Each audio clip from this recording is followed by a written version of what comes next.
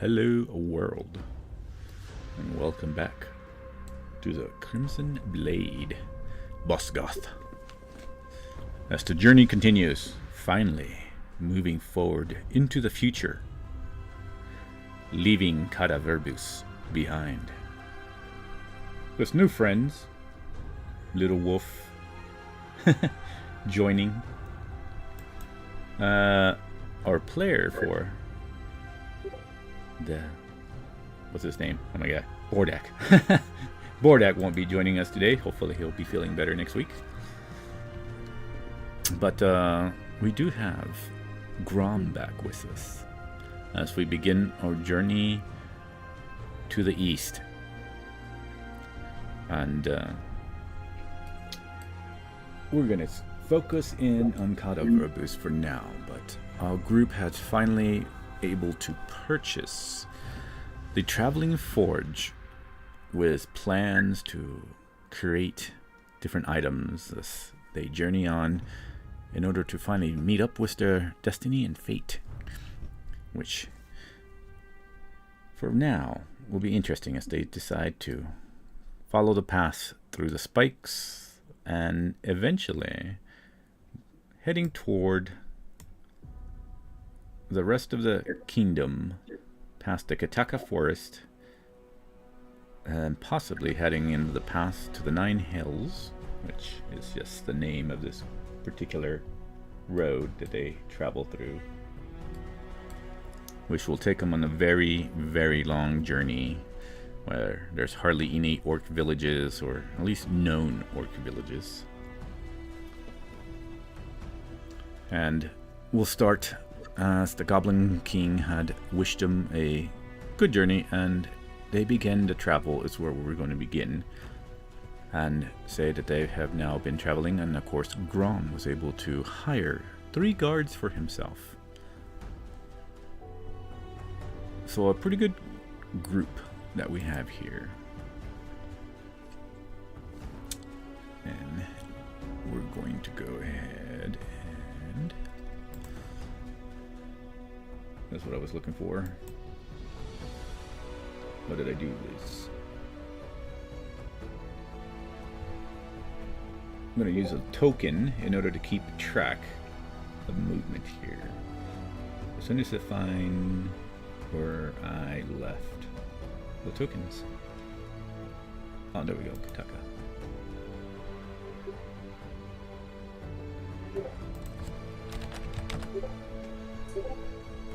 We'll use Mr. Grom for now. Boom. Whoa. He's not that big. Wow. Maybe Colossal-sized Minotaur. He became a god.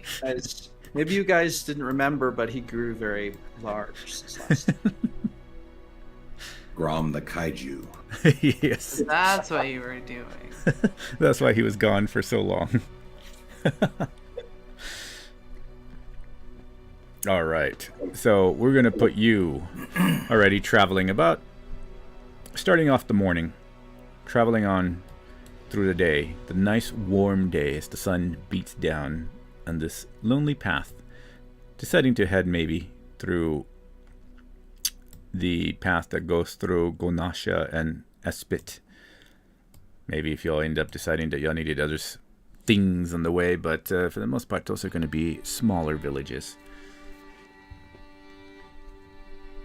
And eventually you're looking at the surrounding areas. Usually y'all traveled off to the west side. Now you're traveling into the east, following still the, not really a thicket, but at least a gray forest that is going to be to your left, or at least to the north side. And of course over to your right, toward the south. Far off in the distance, you're able to see the high peaks where the Kataka Mountains rise into the sky, and of course where all the valleys of the Fae are said to linger, far, far off in the distance. Eventually, moving on forward, y'all are able to pass by the village of Gonasha. Now, similar to the other villages that y'all passed, like Barbuth and Imnak, These have actual palisades to have the walls for protections, whatever might come out from the forests. And unless y'all stop for anything that y'all might need, thinking that y'all have everything, y'all will move on. Moving forward, pressing on to the next day, which will take you to a camping. Y'all make camp for the night, probably near the forest, which at least lingered with a few sounds and different animals that y'all probably hear from in. But since y'all faced death already, nothing too scary or that creeps anybody out. And of course, morning comes after everybody gets a nice rest. Moving on forward past the village of Espit, y'all finally start taking the north route to Emina. Though you're not really going to stop at Emina, you'll finally, unless y'all want to, but you'll finally reach the path that's going to take you through the burning waters. Knowing this path is the one that's lingered with different dangers. People have spoken of elementals, evil elementals. Some even speak of maybe the dragon who has awoken from Dragon Mountain. And unknown, but Bordak had passed through this before and seen drakes. But you'll finally feel the temperature rise as the heat and burning from all this lava, rivers of lavas. So you can see the main rivers on the map. There are other little smaller veins of lava that just web out through the entire landscape here. And that heat might be pretty normal for some of the orcs, but maybe Grom and might not be used to it. But everyone will still feel it. A sweat drips down your skin and clothing sticks, and constantly have to also wave away flies and other insects that tried to come by, and at night sometimes even steal some blood. But as you are traveling into these burning waters, is anybody doing anything particular? We'll do a little RP here as far as what y'all doing as y'all are entering into these fiery lands. Anything particular that y'all wish to do? I think Little Wolf would ask the party what's the scariest thing they've had to deal with since traveling together. The loss of memories. Coming to terms with my long-lost friend, Seela. Having to say farewell, at least for now. She will be missed.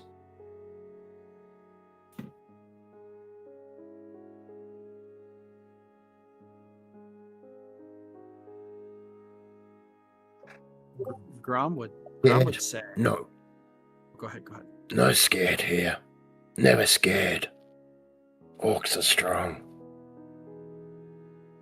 Fear may not be. It was...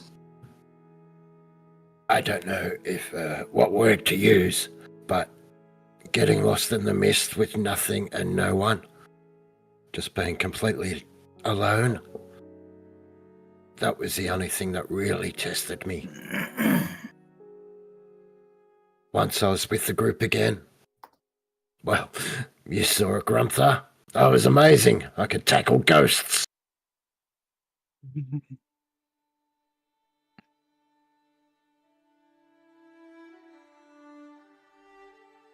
That's it. Grom would say he would have he would probably have a pretty cheery, pleasant demeanor most of the time. But then when asked this, he would look down at the ground and his eyes would go a bit hollow and dark. He would say, Losing my friend. Understanding that her death was my fault. and then he would kind of like look a little even more afraid. Maybe you would see a shiver run down his body, and his hands even tremble a bit with whatever he's doing. And he's like, And the fires. I've seen the fires of the underside. There's nothing I wish to witness again. and then he would kind of With the- turn away. With the mention of fires, Tarnik would walk up to Grum and put his hand on his shoulder. Yes, the fires. That is what we are here to stop. We must stop this world from burning. Yes.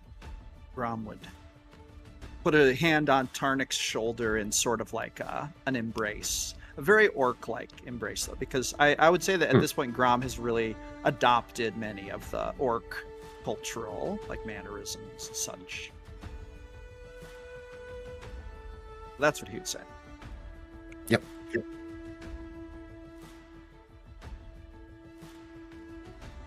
And Grom, you might remember the inspiring verse that I gave you, right? Inspiring verse of battle gives women a +2 to hit.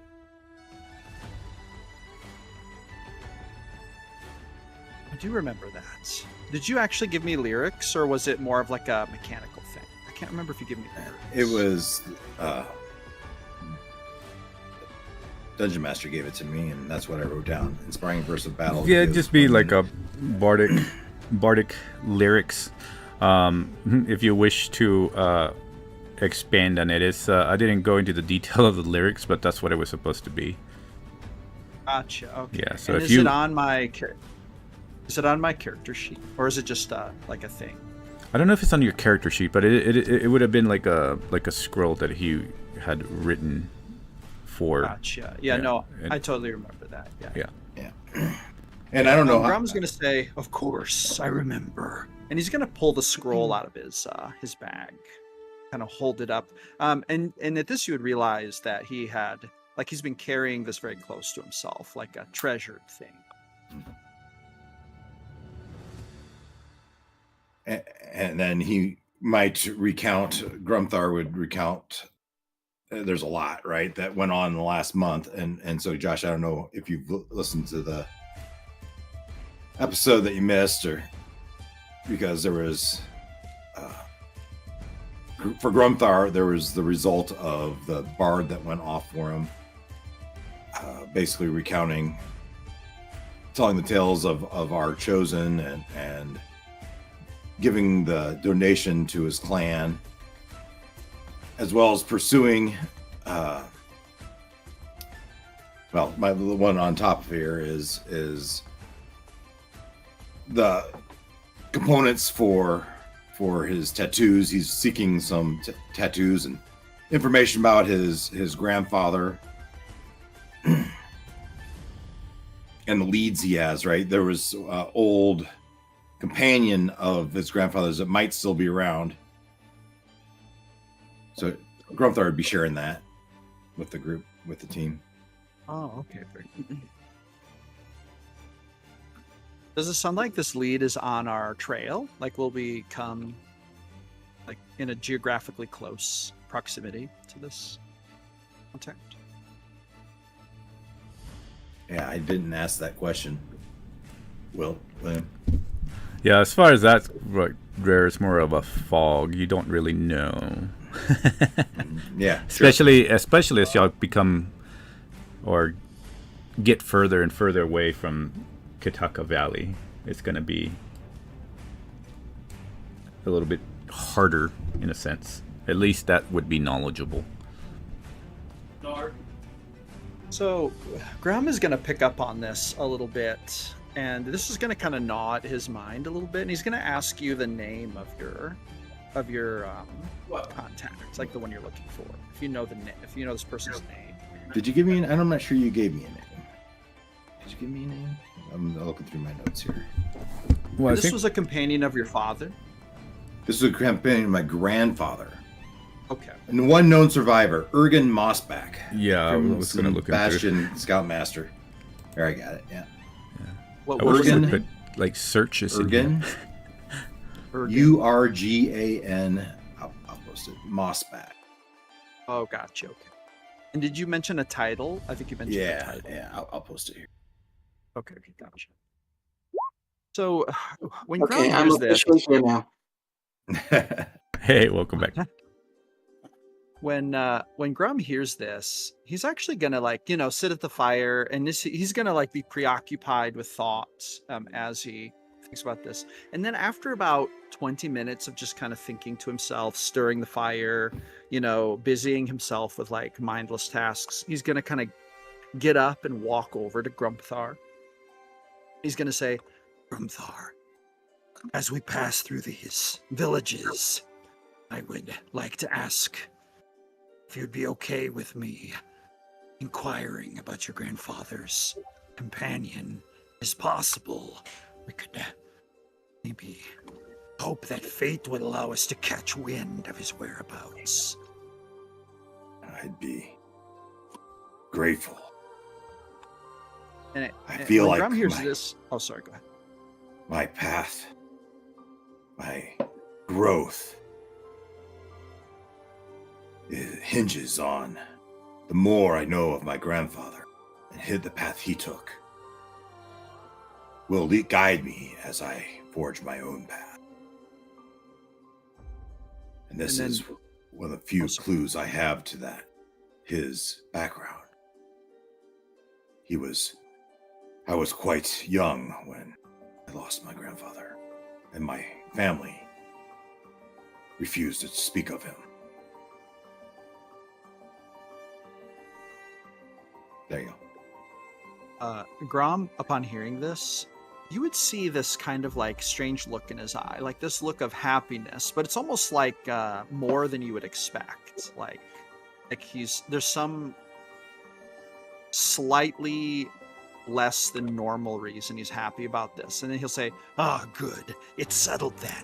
If he is anywhere on our path, I shall locate him." And then he just turns abruptly and walks away to go back to his menial duties. And then GM, for your knowledge, he's thinking to Arya. That's her name, right? The goddess. Yeah, Arya. He's thinking to himself, he's sort of for some reason, he's identified this as a chance to do good for someone, and he's trying to do more good. So it's almost like he's happy because he's identifying maybe a chance to do good, and he's maybe excited that he might be on the right track here to actually understand what good means and then do it. Awesome. I guess one more fear might be, and I look over to the cub.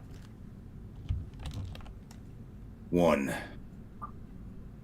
wrong word, one wrong attitude from the dark dwarf there. I'm concerned for his well-being.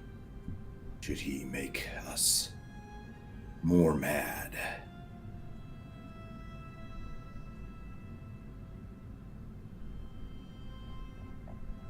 Are you saying this to Grom?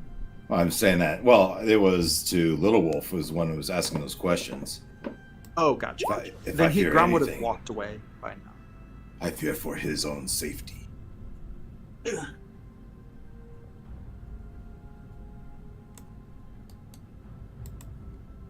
I think hearing all these stories, Little Wolf would probably say something like, "Well, according to what you've all been through, I don't think anything the Burning Waters can throw at us will be a problem."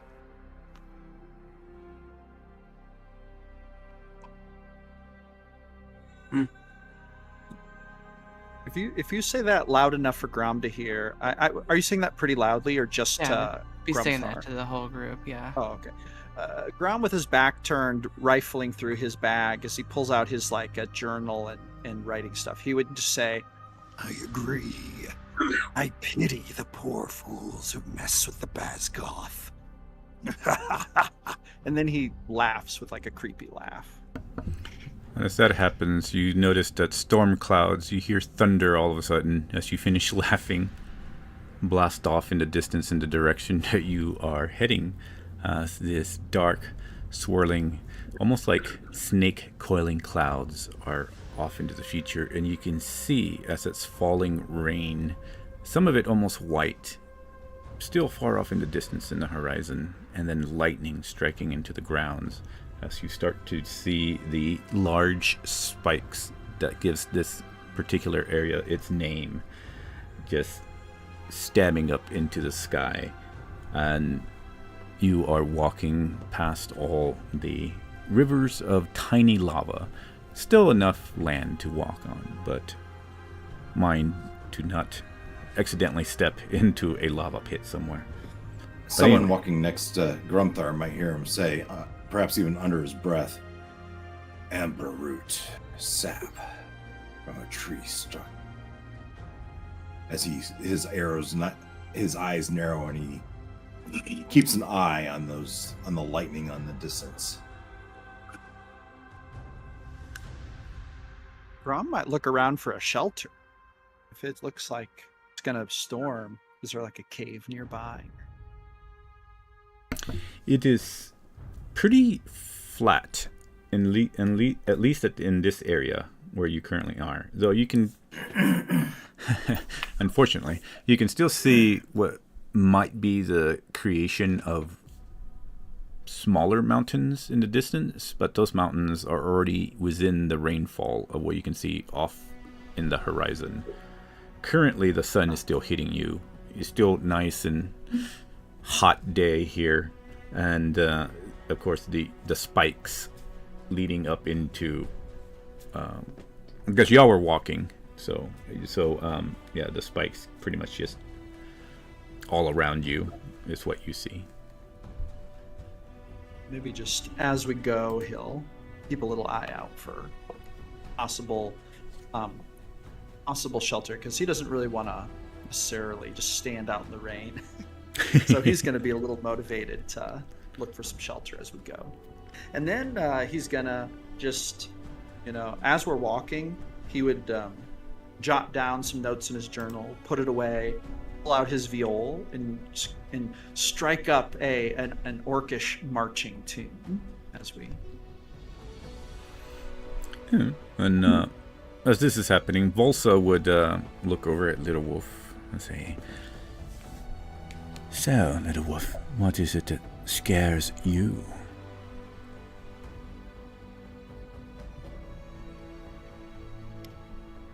We would probably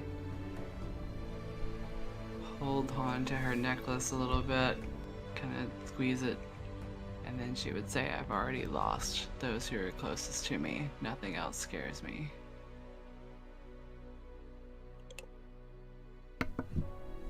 Then she'll learn, or linger her eyes over the group and says, I've always lost groups and learned not to become too attached. You never know who you're going to lose. And that pain can be quite disturbing, can linger, messes with the mind. It can also be used as fuel. Beware, friend. Sometimes the loss can return to you only to be ripped away again. I'm not worried about anyone bringing my father back from the dead. No. If you were to awake with him standing over you, that would not be disturbing. I guess we'll have to see if it happens.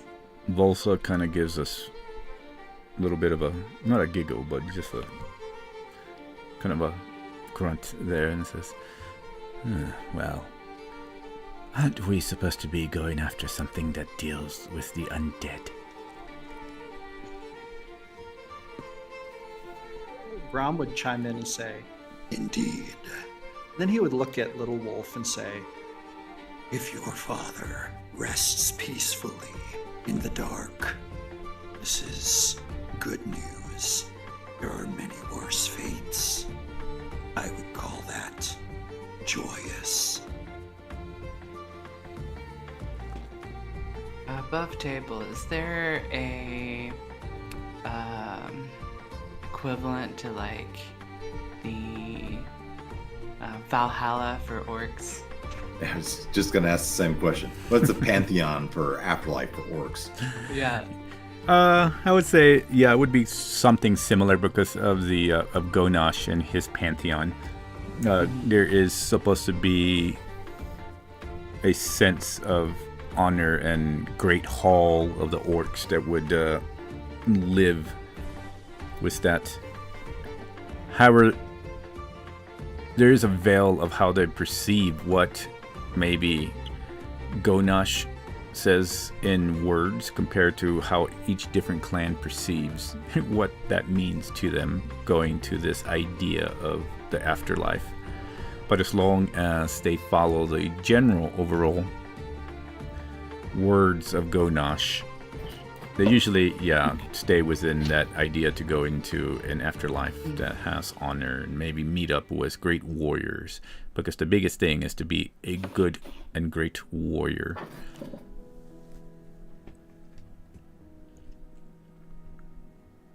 How about you, dwarf?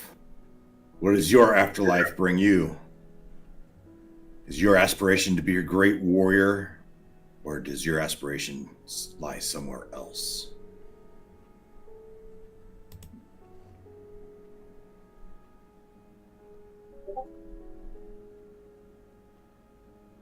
He chooses not to speak to us right now. How about Eating a Grom? burger. Yeah, I'm sorry, I'm eating. I'm eating a good berry. Leave me alone. Very, very, very delicious. How about you, Minotaur? What is your great beyond?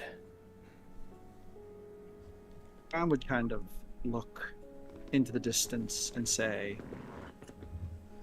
I am much less concerned with where I go than with not wanting to go to the hells. That is the one place I do not wish to go. Anywhere else I may go will be of very small significance to me. It is Arya's will where I land. At the mention of Arya, you see Volsa just kind of lift an eyebrow and look over at you. Arya. I have not heard that name mentioned often, though I have traveled in certain circles that deal more with human lands. She is thought to be the goddess of death, and I sent her many enemies. Her and I also split between Hagzarium, the god of death. How did you get involved with Arya?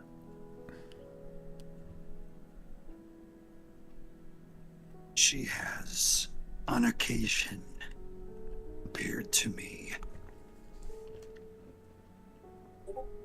She has been a voice of reason and comfort. I believe that she holds answers for me. Her knowledge of death and her knowledge of avoiding the hells. This is valuable to me. And she kind of smirks and says, avoiding the hells.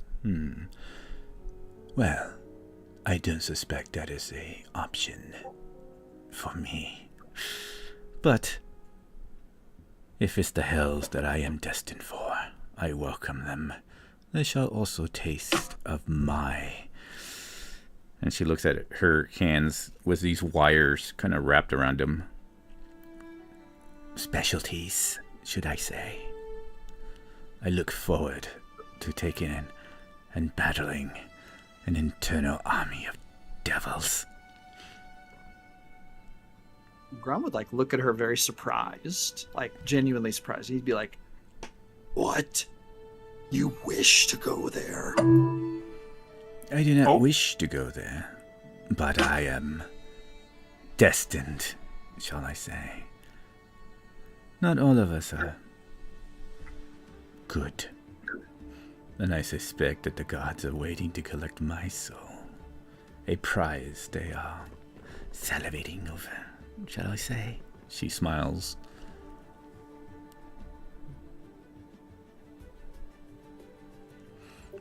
Says, I'm just gonna raise an eyebrow, and he's just gonna kind of think about what she said. says, I don't follow any gods. They only use us as pawns in their schemes. Orcs follow Gonash, humans follow Pasifina. And then, of course, you have Thorag, followed by the dwarves.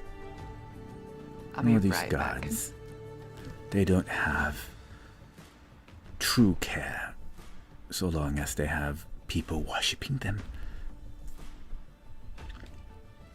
Worse. This is the nature of power. They're powerful beings. It is beneficial for us to throw in our lot with the one we believe in the most. She says, well, there lies in the problem, isn't it? Gods could not survive without mortals. We're the ones that have the true power. But no one ever thinks about that now, do they? They only think that they should be slaves to the gods, when the gods are actually slaves to us. I'm just gonna kind of raise another eyebrow, and at this point, I feel like he's moving in a degree where he thinks this person is actually pretty insane. Like he does not agree with that statement at all. And then he won't like say it out loud, but he's gonna kind of say, Ah, interesting take. I shall have to think about that. and then he kind of loses interest and goes back to playing his viol, giving her like a side eye for a moment after he turns away, as if to kind of like thinking to himself, like just about what she said, and debating what level of insanity she might actually exist in, because he actually completely disagreed with several things she said. he thinks she's frightfully delusional. But anyway, As he moves away, she just like looks over at Grumstar. And then she'll look over at Little Wolf and like smiles and says, oh, I don't think he liked my answer very much now, did he?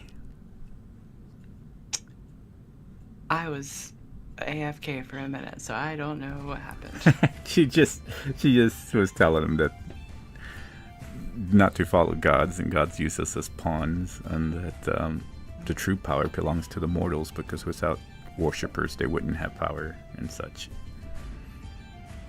Oh, okay. Yeah, I think she would probably just chuckle. Aggressive response. And because she knows you follow Gonash, right? I think you would have Yeah. probably told her. It's like, Yeah, she just winks then, at she just winks at Little Wolf and keeps moving forward. And looks over at Grumstar. Smiles at Grumstar, and then basically just starts sticking to anything that's near that could give shadow. So even though it's in the flat, hot sun here, but she doesn't seem to like the sunlight very much.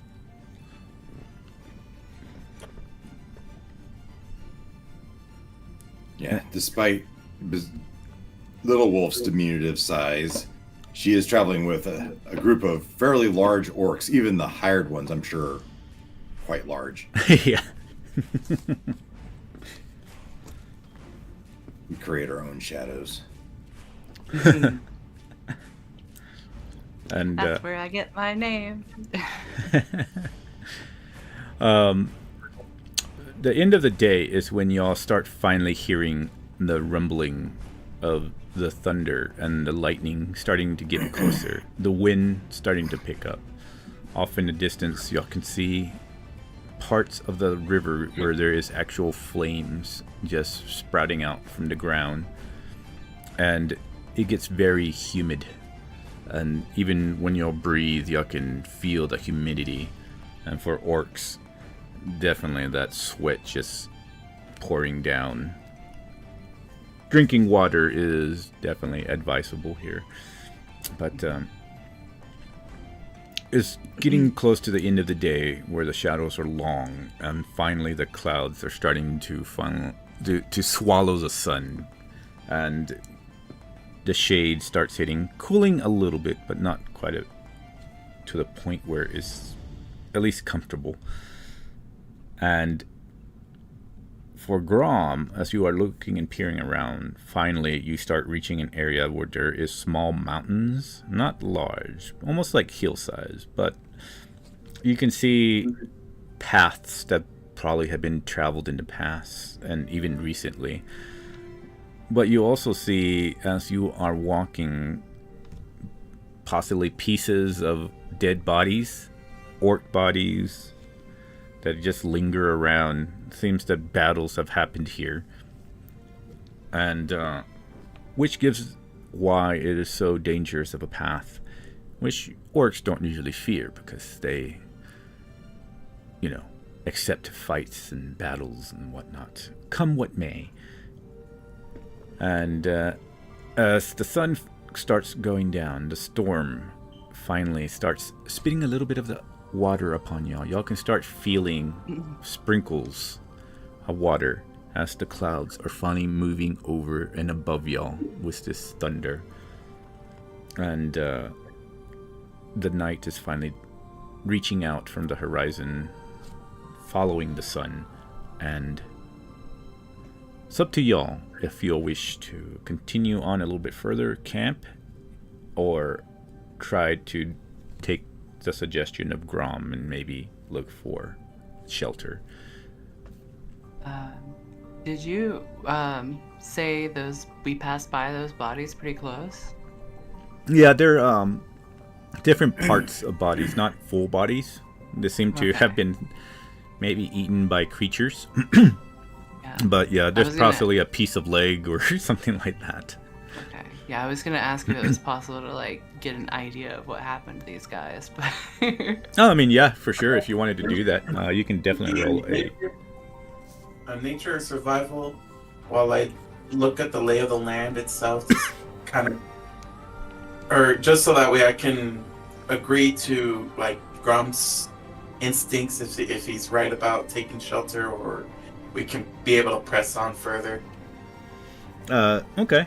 So I'll start with Little Wolf. You can go ahead and roll me a medicine check, and go ahead and Cub can roll a nature.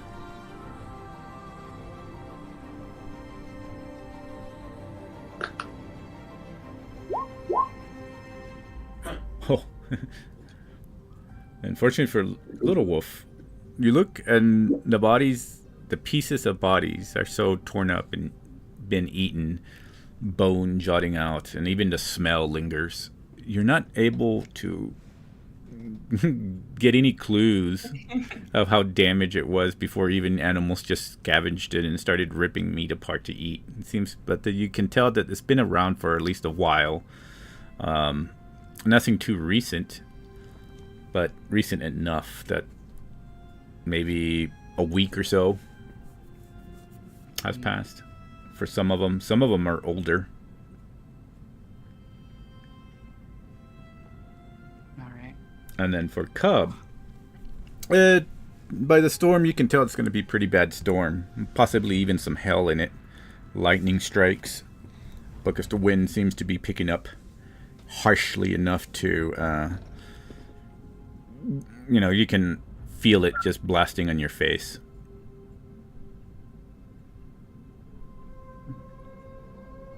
Onyx sticks his head out from the forge, opens the curtains and goes, "What's going on? Why are we stopping here?" The storm is is dangerous itself. We won't be able to press. We can't press forward. We'll have to take shelter and wait until the storm calms down. or see how it Good idea. or we'll wait for the next following hours and see if we can be able to press on. If it lingers more. So is this a natural storm, or is it more of this magic, misty stuff?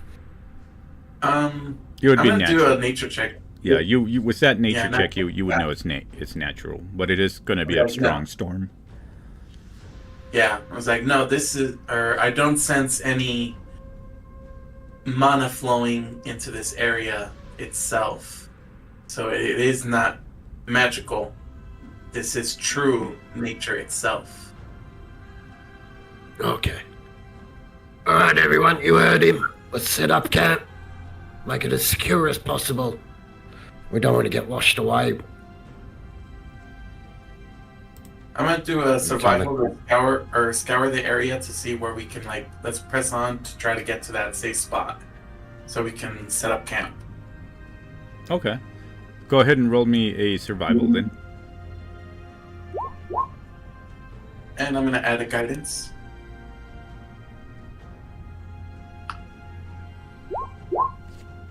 $18. 18. So because you are getting to the cusp of these mountains, as I said, there are certain paths, even elevations, that you can see. It creates kind of almost like a ridge style idea of where you're going. There's mountains on both sides, and there's small paths that you can see as the rain is starting to now splatter on the ground that can lead into smaller cave-like junctures. So it's like, let's not set up camp right here exactly. Let's head over to those ridges areas. That should be our best spot to be able to wait out the storm. And as you say that, a lightning hits about maybe 200 yards off and rumbles everybody's bones as it thunders across y'all. And y'all can see little tiny pebbles of hail start hitting the ground. So yeah, What is let's our go now. forge being pulled by? Oh, sorry. What did you say? What's the forge being pulled by? Like what animals? That's a good question. Did y'all got animals, right? That was let me see. Trying to remember. Yeah, I thought we got animals to go with it.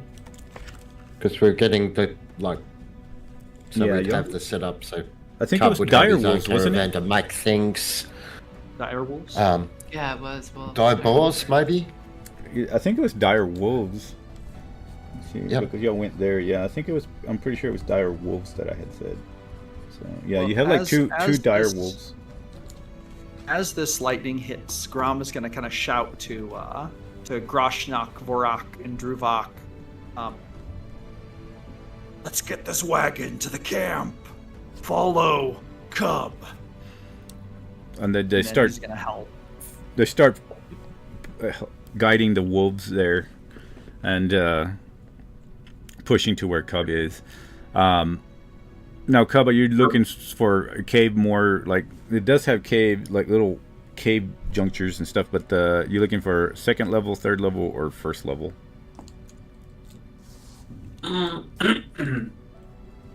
First level, that's bottom floor. We're gonna get soaked. I don't. I'll trust myself with second level just to be safe. Okay. Too high, we're more likely gonna get. There's more chances risking of lightning and the hail hurting us more. First level, we're just gonna or more likely drown. So second level will probably be like our best. Okay. Alrighty. Well then, with that, let's roll this really quick.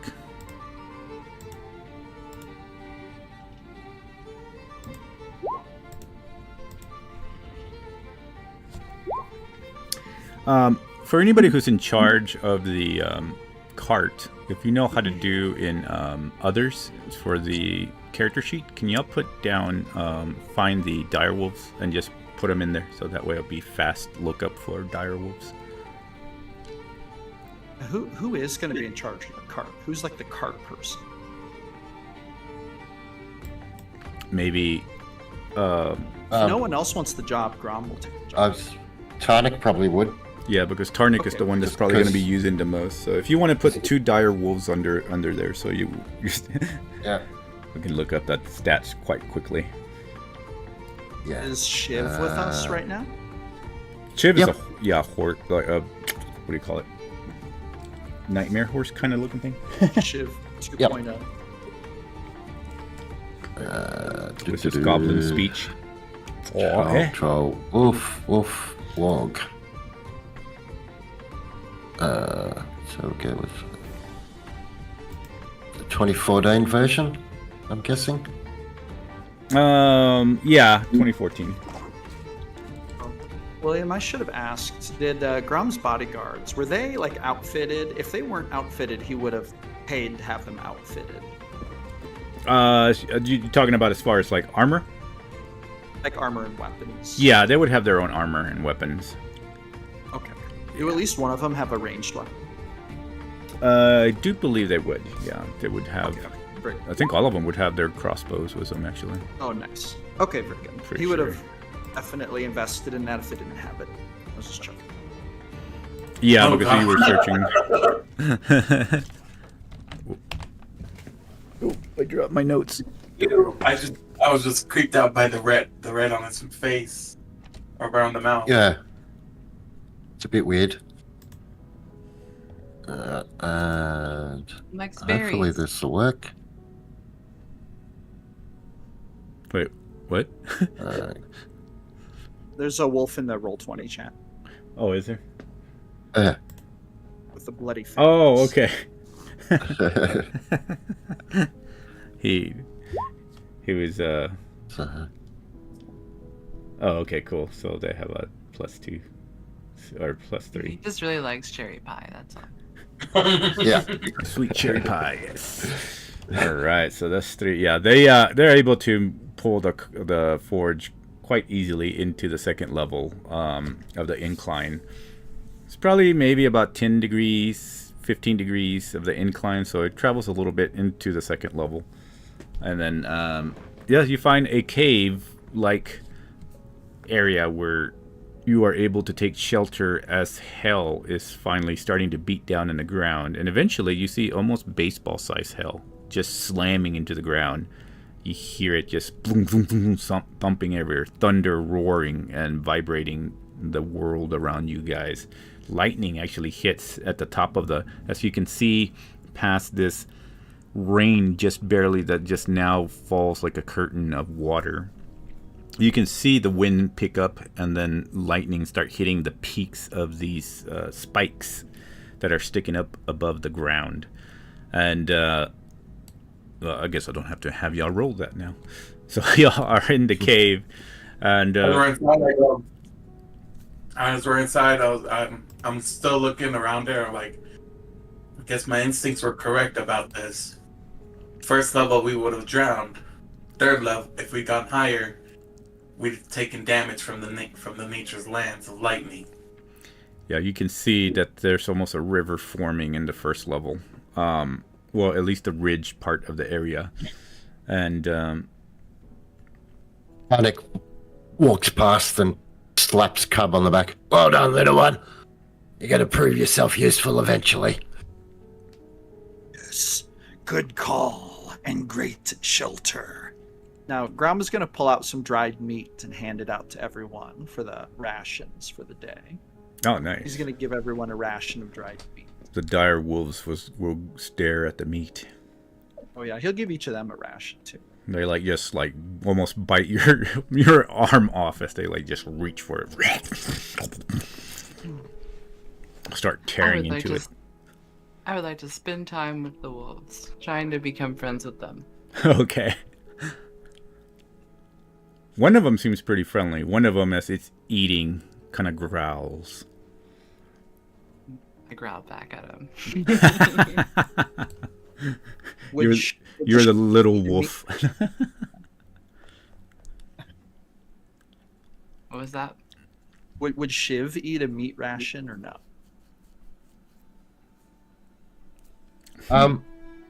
Shiv's an infernal fiend. But he's currently presenting as a nightmare. So, Does he need food? And if so, is he carnivorous? I'm not sure if he's carnivorous, though. Grom's going to try to give him a meat ration.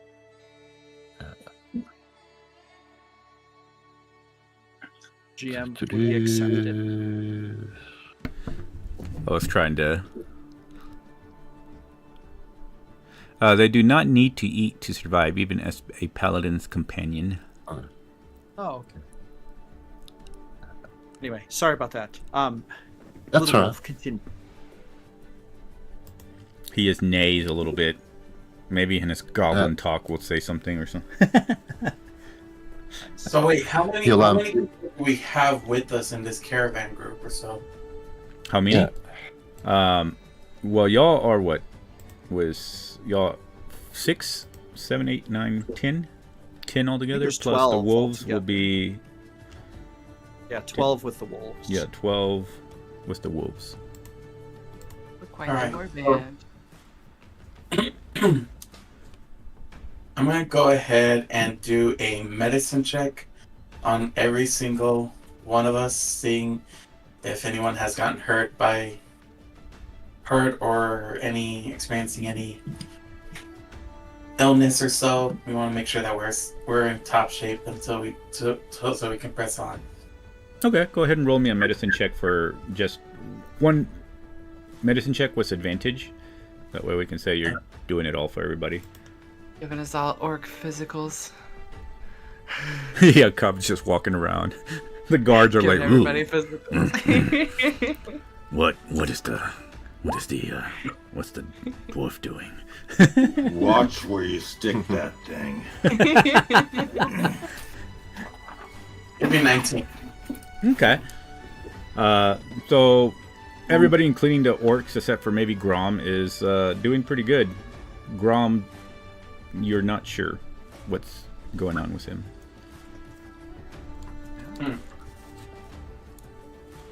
I'm gonna Feel bad? Do what now?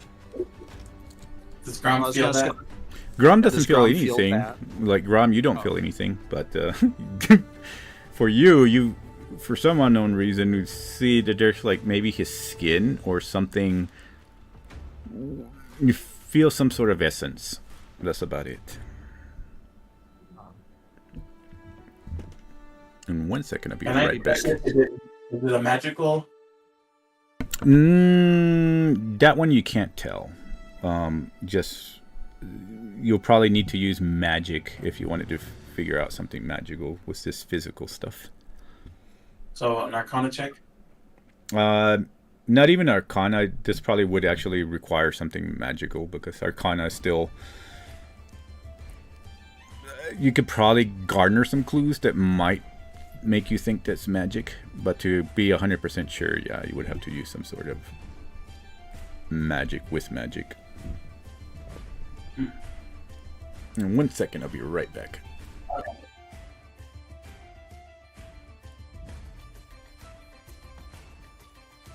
By the way, GM, that yellow burger, I was able to make it fancier. How did you make it fancy? I added The hell's a yellow burger? I love that we coined the term yellow burger in the last hour. I added a piece of lettuce and 2 pickles. No shit. That's bougie. It's at least twice as fancy. So Lettuce. What are you getting healthy on us? Oh. Burger. Alright. Well, I am a druid. Was it a veggie burger? No. All right, I'm It's a back. fruit burger. So as Cub, as you are running around finishing this, everybody can feel the wind pressure change, and y'all feel the wind just get very powerful, and you see the rain just splashing everywhere, hitting and whipping into the mouth of this small cave where y'all at. Even though it's able to fit, it does go further beyond. Not quite sure how far back it goes, but as this is whipping around, you can almost see curtains of rain starting to swirl around, and it just starts like almost roaring outside. And in fact, it's enough to where it feels like there's like a suction that almost pulls at everybody. Down into the caves? Or out? Out. Okay.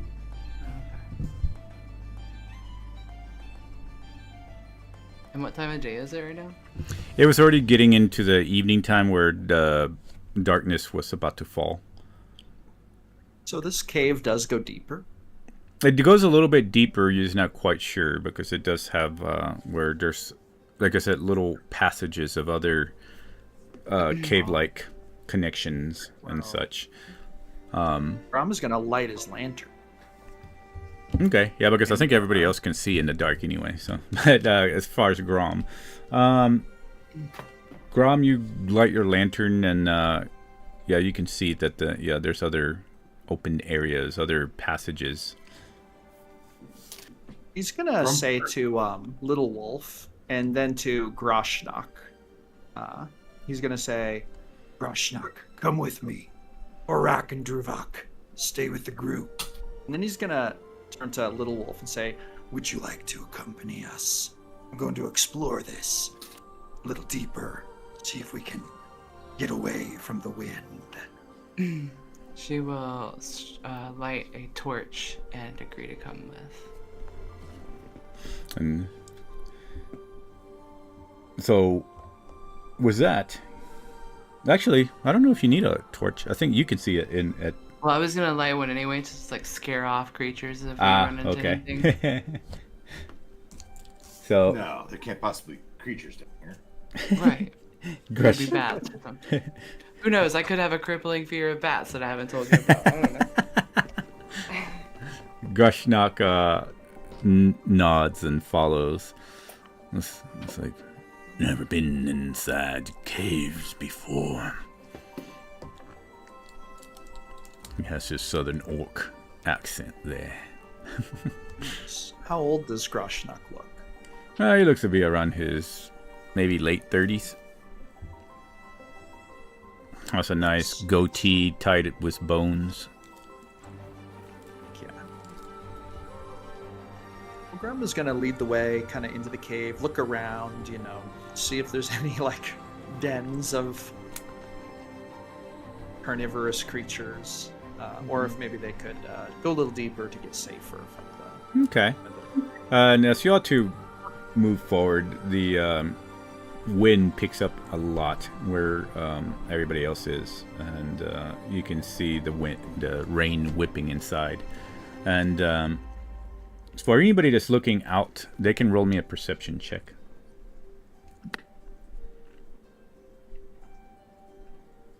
Yeah, heck yeah, because Grumthar would have been somewhere safe distance and watching for any trees to be struck by lightning.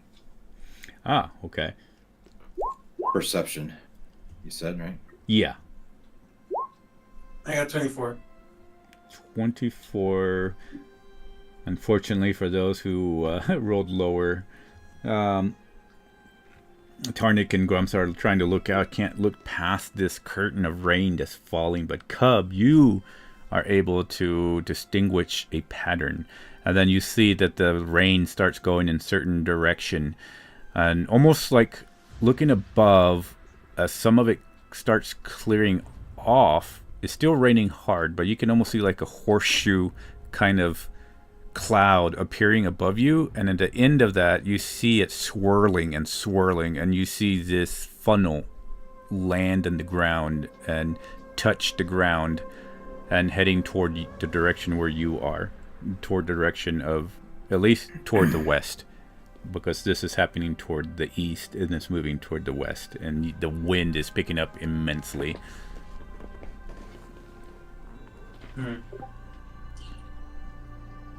I'm gonna since the I'm gonna shout out to everybody to move on further back towards the cave deeper. All right. Grom, you would be able to hear this, but as you are looking into the cave, go ahead. Both of y'all can roll me a perception.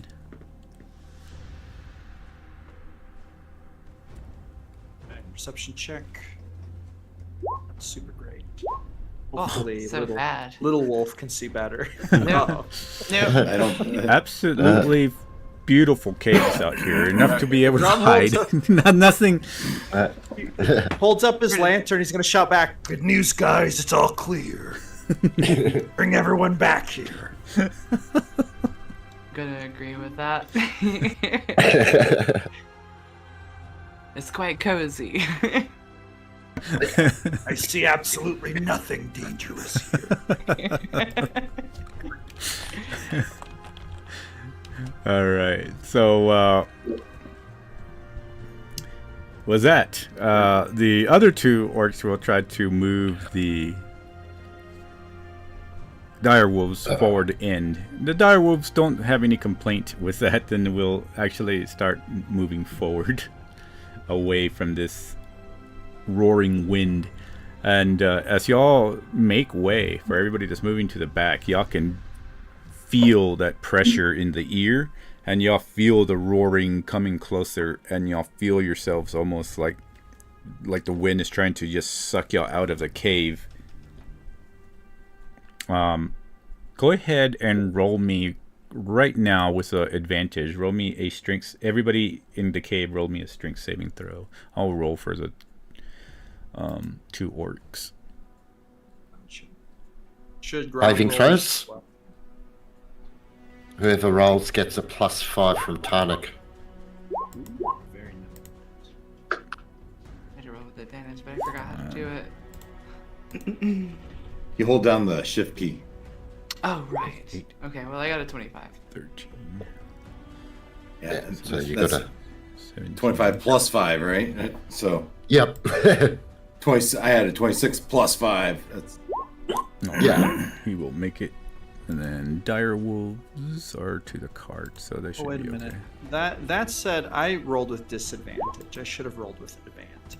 So it would have been a 10 plus 5. I would have had 15. Okay. So did anybody roll under 15? I got 15. But we said we get the +5, right? Yeah. Okay, that's 22 for me. Okay. So as long as nobody rolled under a 15, they stay inside the cave. Okay, that's good to know. Is this noticeable? Like that we're getting possibly pulled out of the cave? Is this? Oh like, yeah, yeah. noticeable? Y'all can feel it. As it's, Rob's gonna be like, "Whoa!" y'all can Watch feel out. it as this thing starts getting closer and closer. You can see that the rain has shifted and it's being sucked in by this vortex or whatever that cub saw. Keep We're pushing ground? deeper. As The cave is clear, everyone. as y'all move forward, does Grom say that and then move forward, or wait for the group? Yeah. No, he's moving it in, and he's like calling to everyone to follow him because he's concerned about this. The wind like blowing them out in the Imperial lands where Grom came from originally. Did they have weather like this, or is this kind of unique? No, they would have This- weather like this. Yeah, they would have So weather. this isn't this. like he knows what this is. Then He just hasn't never been this close to something. He'd probably Yeah. know what the vortex is, what the cloud is. He'd probably know it would be a tornado, but he wouldn't. He's never been close to one. no, I mean I would say Grom is probably the first. I mean he's probably leading the pack into the cave. He's probably unless anyone's running ahead of him. It's Little Wolf definitely- is equally confident in the fact that it's very safe, so she's right there with you. And Trying to also a be up little the bit back. nervous by this whole fact- situation. And I have to say Tonic- that this would be the truth. That Grom would be turned around, backing into the cave, looking at his friends because he's afraid they're going to get blown out the cave. Okay. Yeah, Tonic would be, back to the cave entrance and shepherding people further in. Like All right. everyone would be between the back of the cave and Tarnik. And Tarnik would be between the start of the cave. What the heck is that? Give me 1 second here.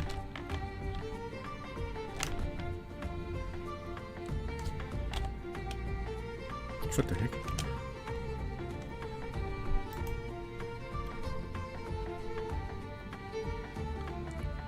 Sorry, it seems that once again, D&D has somehow lost one of my things here. Uh-oh. Oh, yeah, I think I did. I'm gonna have to recreate it again. Oh, I always hate looking up that name. I can never spell it. Let me see.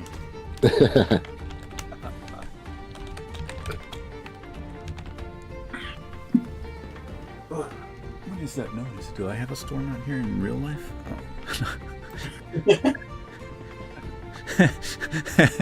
Talking about storms, and I have an actual storm coming. I don't even know. Yeah.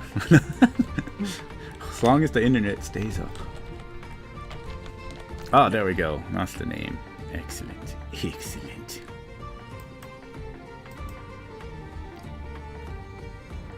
All right. So, Grom, what was your perception? What was it, like 11 or something? Yes, it was an 11. And No, it was a 7. Oh, a 7. 7. Oh, goodness. Okay. And what is theirs?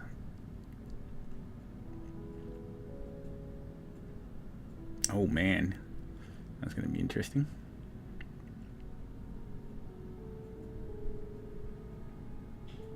Oh, God. Okay. So, as you are moving forward and leading everybody and you're looking back, you can also feel a little bit of warmth, at least emanating from the cave, from deeper the cave. And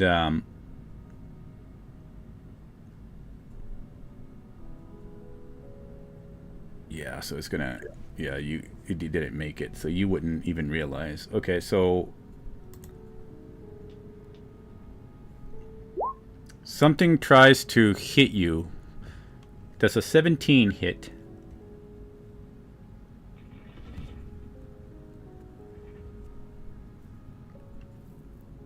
Mr. Your brand new armor. I don't think it would.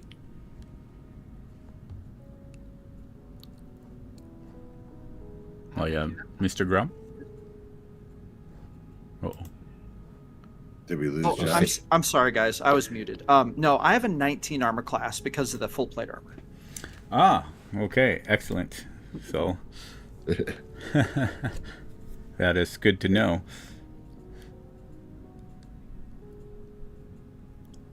Let me see this. Okay, so something breaks out from underneath you in the ground and tries to bite you. Something huge. So as you glimpse back while the others are moving forward, you can see what almost seems like blue skin, and you see like maybe large antennas and bug-like eyes, but two large antennas coming right above those bug-like eyes, and then from under those eyes another 2 antennas, and just like chitin basically looking face that's blue, but it looks like it slithers even further down, and it has almost like orange horns, or maybe like all down its like snake-like looking. It almost seems to, if you could see it, it almost seems like it'll flaps out almost like a cobra, but it's really huge and blue. Oh, wonderful. Little Wolf's gonna call back to the group. Okay, it's not safe anymore. Oh, okay. Does Grom can he take an action? Well, since that was a surprise, I would say it attacked, it didn't hit, so you could probably take 1 action right now after that. Grom is gonna hit into a defensive stance. He's going to cast mirror image on himself, and then he's going to kind of shout back, "Prepare for battle!" That's what he's gonna do. And I guess for a bonus action, he's gonna give a bardic inspiration to Little Wolf. Nice. Love that. It's a D8 bardic inspiration. So do I just use that anytime, or? Yeah. So as a the creature can roll the bardic inspiration die and add the number rolled to the total. Let's see. It's on. What is that? Oh, on a. When a creature fails a D20 test, you can roll that bardic inspiration die and add the number rolled to the total, potentially turning the failure into a success, technically. Okay. Awesome, thank you. So it could be any D20 test. Okay, Is there somewhere I so can put that on my sheet, or do we just need to remember it? Just remember it. All right. Use it. Yeah, I'll use it if I need it. so this is what I have to move this over really quick since it kind of disappeared on me. So everybody go ahead and just roll y'all's initiative and just remember what y'all rolled while I reopen my stuff because all my tabs decided to close for some reason. Rolling so bad today.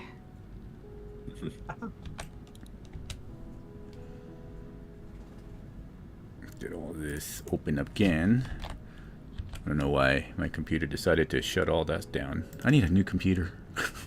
Wait, no valid token selected.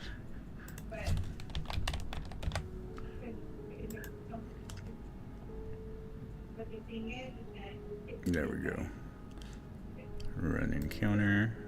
Tarnic, Little Wolf. Cool. Alright.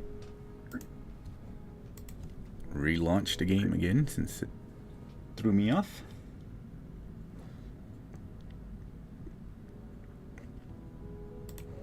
Excellent. The Darklands.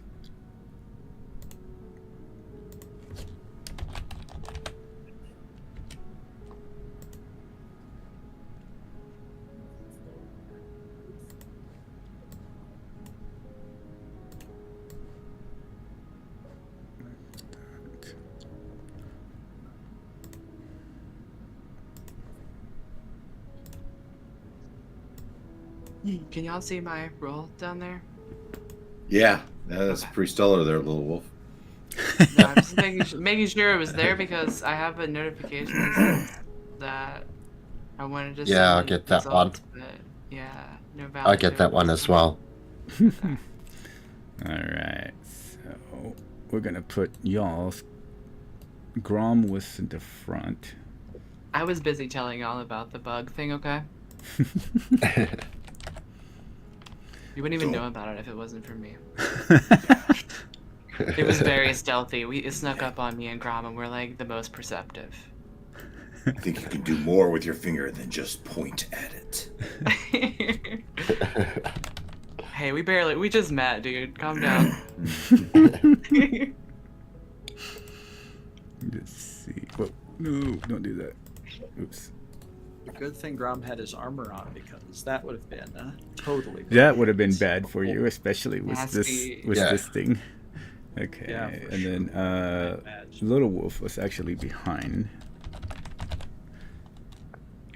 So we'll put her kind of to the side of Grom. All right, and then we had Tarnic and everybody else over here. The end of the last long rest, we would have, Tonic would have, woken up and given a bit of a speech, inspiring everyone. So everyone will start with 13 temporary hit points. Oh, Oh, excellent. do those last all day? Yep, until the next long rest. Oh, heck yeah. Yeah, I had Awesome. them, sorry. Where did 13 of there's those. Grumthar? I was like, where did Grumthar go? Yeah, what I have? 19. I had a 19.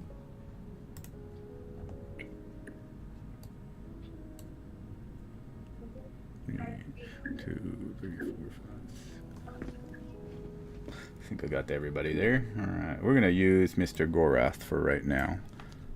Whoa, okay. Maybe we won't use Mr. Gorath. He's too kingly, apparently.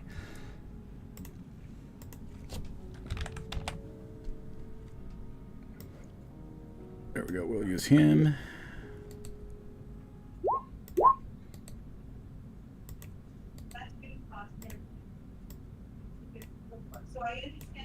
And then we'll use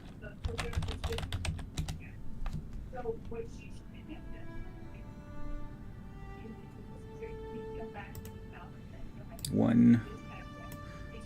Dire wolf are considered large, correct? I believe so. Yeah, they are large-sized creatures. Okay. Yep. And for your Shiv, he's considered large? Shiv's large. Yep. Okay. So he has to be big enough for Tardik to ride. There we go. Boom. Humongous. Oh my god. That looks crazy. I guess he technically would be long, but...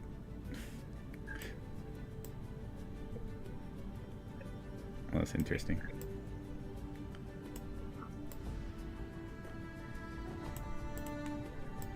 We're just gonna shrink him down a little bit right there.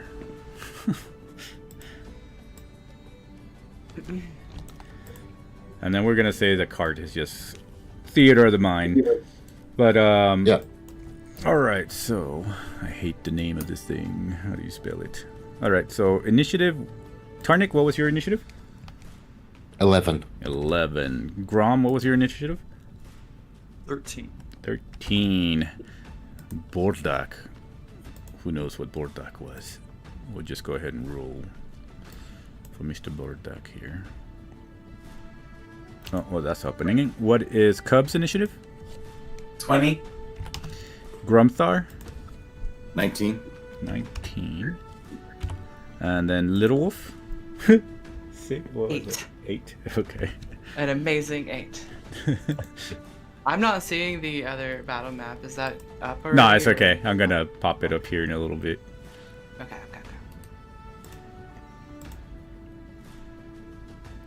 Mr. Grumthar will have an... Oh, he has an advantage. Wow. No wonder he always goes first. So he has a 24. Yep. That's that. Listen. Something of warning? What's it? Oh, he has the weapon of warning, huh? Well, that's good to know.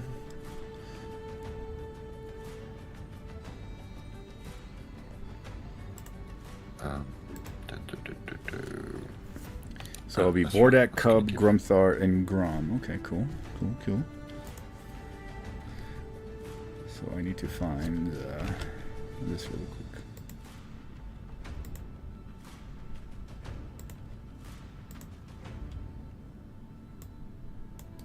I wonder if they even have that one here.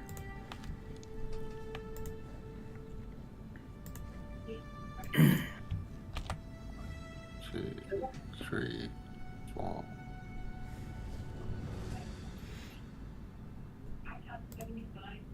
Five, six.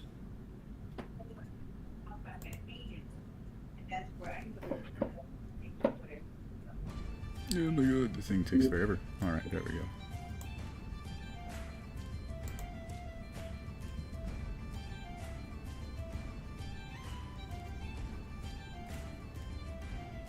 Sorry, it's the Roll20 taking me a little bit of time here.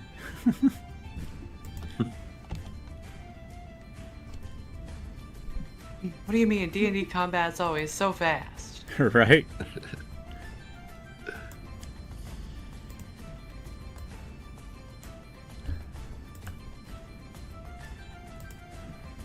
Good lord. Okay, so that's there.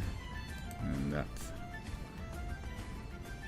Copy that one. Alright. Excellent. Excellent.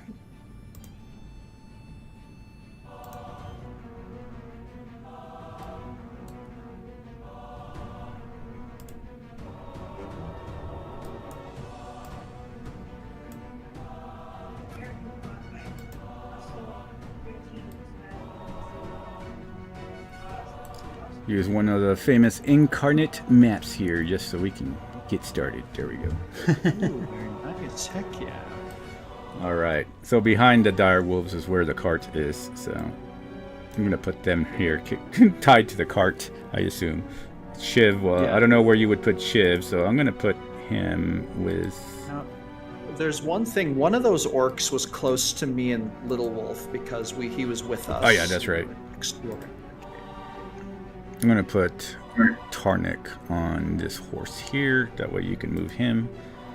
And then we had him here. Excellent. Grashnak. Grushnak. Oh, shoot. Let's see. I need to do something really That's a quick. nice, very nice looking map. This is awesome. It's always good to have incarnate because you can pop one up really quick when you need it. I wasn't Yeah, sure if they're I was great. going to need to create one, and I was like, you know what? Do I need to create one? They're also easy to modify, so Yeah. That's why I love them. yeah, I literally have Incarnate pulled open in another tab right now. I was working on one for my campaign. Nice. Yeah, that's the ones I. At first, I was like, will I pay that much for incarnate or not? Let me add. I forgot to add these guards in there.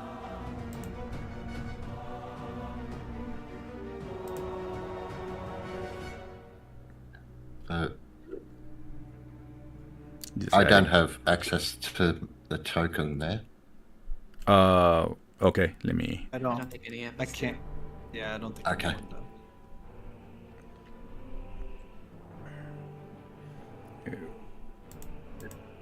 We're gonna use this template right now, really quick, and then I'll save it later. All right. So let me see what's going. Grom, you don't have it either. Oh wow. Okay. I'm gonna have to make a NPC page. That way I can just copy and paste them directly from there. Okay, Grom, you should be able to do it. Little Wolf. Let's Yeah. go ahead and do this. And then Tarnik. Let's go ahead and put Easter Tarnik. Okay, Tarnik, you should be able to now. Cub. Okay, Cub should be able to move now. Grumthar should be able to move now. Yep. Oh, there I am. Wow. It's a big room. Now, Enough to get pulled back by the tornado, at least.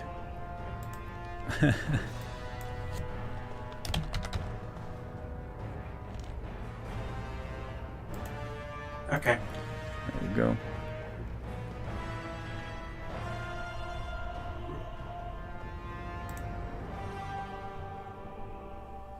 Oh, let me do this really quick. I don't know why I didn't do that. She just rolls dead. Right there. Okay, so that would be... Okay, so she gets a 20.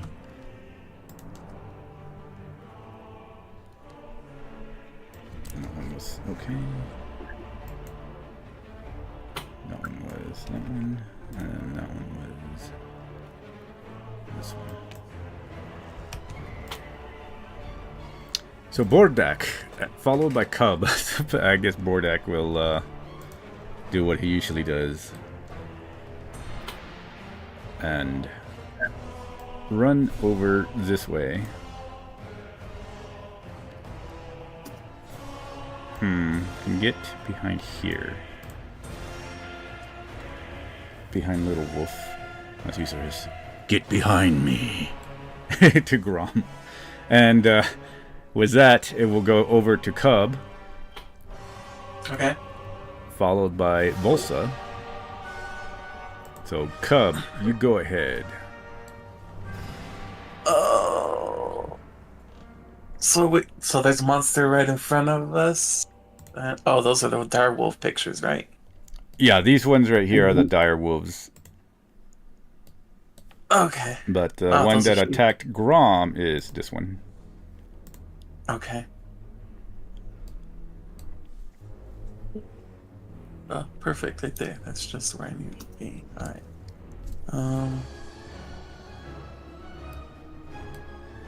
Yeah, this thing just breaks out of the ground at Grom.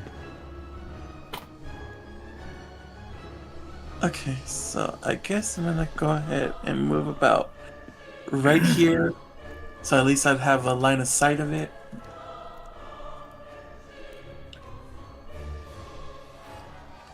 And I'm gonna go ahead and Starry Wisp it.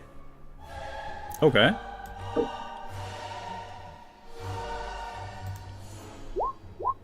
So that's gonna be a dirty 20 to hit. Dirty 20 to hit. That will hit. Alright. And so with that,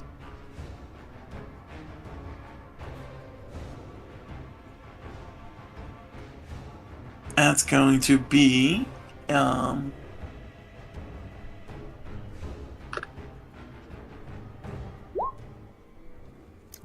damage. Radiant. All right, and that's radiant. So we're gonna call that one Mr. B. Okay. And he is emitted in light. Giving him advantage, or not advantage, but not giving him advantage, but somebody else, right? Oh, can't hide from the invisible. There we go. Okay.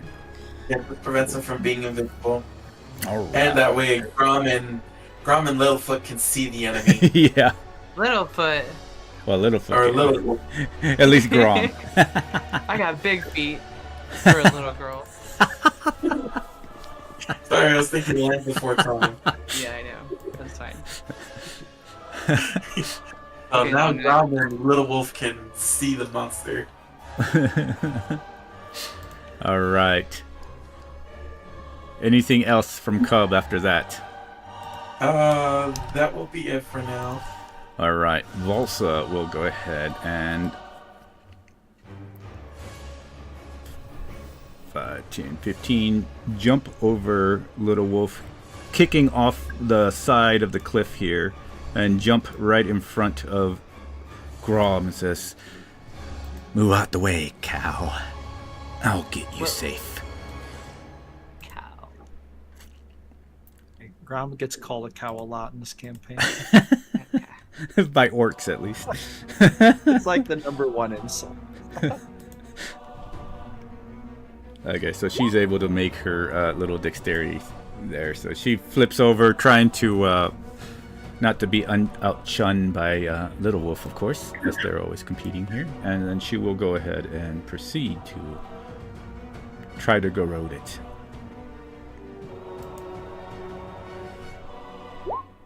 Oh, barely. She'll try again. Oh my goodness.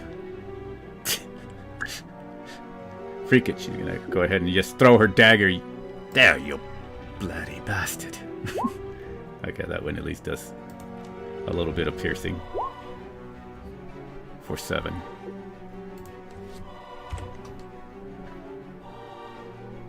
Oh, so because of that, So Grom, you feel this heat as she attacks. Heat, just like as close as she gets. You're not close enough, but she gets close enough to hit, and she takes. You see flame just erupt around her for 13 damage. Around the orc girl or the monster? Around Volsa, yeah. And she like screams as fire just goes up her red glove. It's like, this careful. It has some sort of flaming defense. And then Grumthar. Yeah, so you kind of took the action I was going to do, but I'm going to do it anyway. Seeing what Volsa did, Grumthar is going to indeed do pretty much the same. Move up, and he's going to parkour this shit and jump, put up a foot on the wall, halfway up the wall, jump, and launch himself at the creature, trying to just tackle it. Now, okay. He has 40-foot movement, and with his strength of 20, is it get on the right stream? Yeah, 20. Yeah, I think I can just get there. Okay. So you I jump. don't think I'll have an attack left, but I will bonus action rage as I do this. Okay. So you jump in front of Volsa. Volsa's like, just sees you do the same thing. It's like, oh. Apparently everybody can parkour around here. Now, for a comic, I think I should do your dexterity check. Yeah, go ahead. Because I could very much land on my face here. Yeah, go. That's what I was going to. Oh, God. Oh, yeah. All right. That's why you rage. So you Nice. jump. I'm going to say you don't make it because of that, for sure. Yeah, sure. And- Oh, yeah. I'm not want to grab her. Well, you could probably... You're going to move in between... you're going to fall right in front of Little Wolf. So Yeah. I'll say, like... Yeah, you can put yourself right there Right in there. that open space. you thump, poof, Little Wolf, you see Grumthar just fall, and his boot almost kicks you in the head as he like lands chin first into the ground. His legs above him almost like he's almost doing a backflip, but with his head down on the ground. That must have been a loose stone. And Amazing. That's my turn, yeah. so which one was this one? Grushnok. Grushnok says, "Grom, behind me," and he can't get there right now, so he's gonna try to attack from behind Grom. Or all 4 Groms that have popped up. Ooh, does he want to do that? Because Grom is going to be right there. Actually, he's going to hold his action because Grom would probably take... He would be within 5 feet. Grom would probably be his shield against fire, so... It's like, he holds his action, he's going to probably take a... Yeah, he's going to wait for you to move around him. And, Grom, you are next, sir. Alright. Grom is gonna go ahead and move backwards, like, to here, basically. Actually, I think he's gonna go one more step, yeah. He still has his mirror image, but he's going to use, command. He's gonna try to cast the command spell at 2nd level. And he's going to, hold up his hand and, emit some guttural musical tones. And then he's going to say, "Grovel," as he tries to make the creature grovel. Now, on the command, does it say anything about having to know the language? It says you speak a one-word command to a creature you can see within range. The target must succeed on a wisdom saving throw or follow the command on its next turn. Choose a command from these options. So it doesn't say anything about knowing the language. Cool. And I cast it at 2nd level, but I guess it's actually 1st level. okay. Yeah, I'm casting at 1st level because there's only one target. Anyway. So He it's like a rolls wisdom... an 18. Yeah. No dice. No and dice? then as a bonus action, Okay. he's going to give... what's her name? The... what's that? The orc rogue. What's Oh, her- Volsa? Yeah, he's going to give Volsa, Volsa... Red Hand. Bardic Inspiration. Oh, excellent. And then that'll be his turn. All right. So we're going to go with Mr. Vorak. Is there any specific thing you want Vorak to do, or just, like, guard you? So, Vorak... What is he holding right now for a weapon, actually? Great axe. What does he have? Oh, great axe. Grom is gonna basically spear. tell him, strike it. He's gonna order him to attack, basically. 19, 15, 20, 25, 30. He's gonna just pull back his arm with one spear and then shoof, launch his spear at it. Nice. Heck yeah. And that will be a miss. as it falls and clicks against its chitin and doesn't penetrate. And he like just grunts, beast, cast great armor. And that will take us to the beast itself. Ooh, between Grumthar and Volsa. So let's roll a d4. 1, 2. He goes after Grumthar for 1, 2. Instead of 3, 4. Alright, so Grumthar. Let's see here. While you're on the ground, it looks down and it's going to try to bite at you. Unfortunately, with that one, it will give it advantage since you did roll a 1 and fall. Oh yeah, I'm prone for sure. Oh my god. It's 27 to hit. Yeah, that just hits. Oh dear. Okay. Just hits? No, well hits. I have our AC of 19, but Everybody sees this huge creature just open its mouth wide, almost enough to where it could swallow Grumthar. And, oh gosh, Grumthar, you see him as he takes this immense fiery damage. So you take 46 piercing. oh, okay. And 13 fire damage. And you are grappled. So on your next turn, you must roll a DC 17. And you are restrained. And that, I think, takes... Yeah, so it took your action to roll the DC 17. Okay, so that's what it does for now. And everybody sees this creature just lift Grumthar into its mouth. And you see it clamp down as it's trying to swallow him now. And with that... Grumthar! Grom's gonna shout. Cub? Cub, go ahead and roll me a perception. Okay. So am I like here now? Yeah, you're kind of in his mouth. Yeah. Ooh, nice. 22. So you, Cub, are able to see another one of them right here, making its way to you. Let's see. All right. So that one will be... Okay, so it is there. Okay, cool. So while that happens, or when it does that, I'm going to go ahead and give a shout out, and I'm going to say, it's a pincer attack. It's going to move right here. Oh my gosh.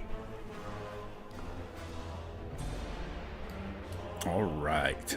So now we go to Tarnik.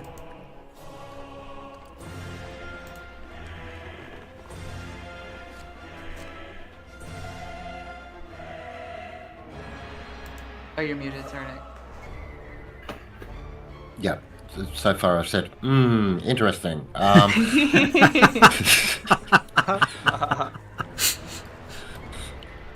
Yeah, well, why not? What sort of sizing is this cavern? How tall is it? Oh, tall? So I would say Yeah. that it's about the tall of the mouth. So it would be 5, 10, 15, 20. About 60 feet tall. Okay, that should be tall enough for Tarnik to jump onto Shiv. And then the pair of them, because Shiv can fly Okay. 90 feet, Holy jeez. Okay. he's going to turn up behind. Damn, like a bullet. Phew. Yep, behind this one up here. And we'll start attacking with his polearm.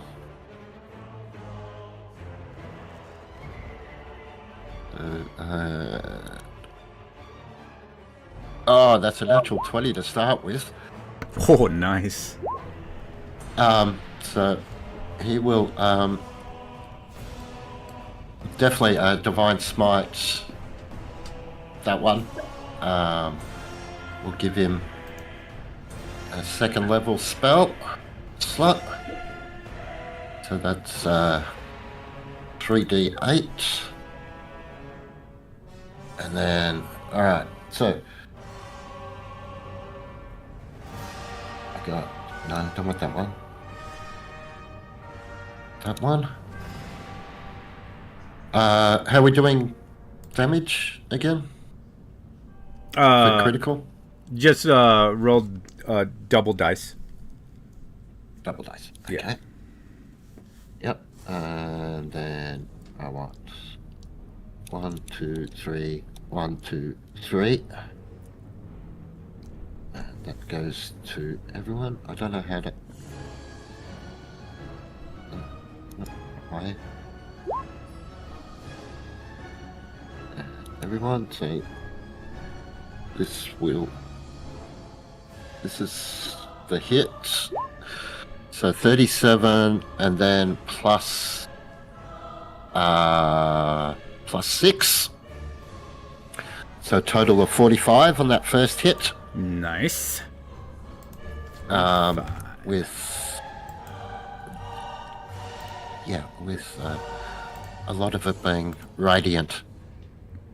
So, I don't know if he takes damage, but you would take 17 fire, and then Shiv would also take 17 fire unless he's immune. Shiv is immune to fire and conveys fire resistance. Ooh, nice. Nice.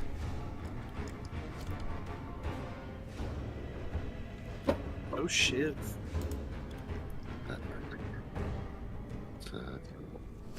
It's a good thing about being an infernal.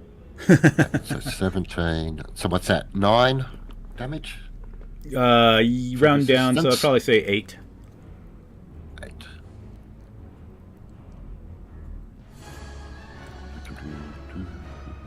8 damage. There we go. And do I have any action economy left? So you jumped. I'll probably say no, not at this time, just because there was a lot of. No. Yeah. Yeah. All right. So I will sit behind there. So Tarnik is technically 10 feet away from the beast. okay. Yeah. So let's see here. So if he was 10 feet. Okay, so when he attacked, he was about 10 feet away then. Yep. So he wouldn't have taken the fire damage. Oh, okay. We'll take that back then. And then... Most definitely take those hit points back. Yeah, y'all might need them. But, yeah. So, alright, so we go to Drovek, followed by Little Wolf. So Drovek is going to also use a spear.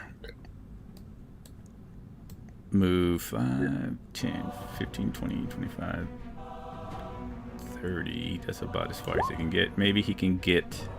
He's going to try to aim at this one.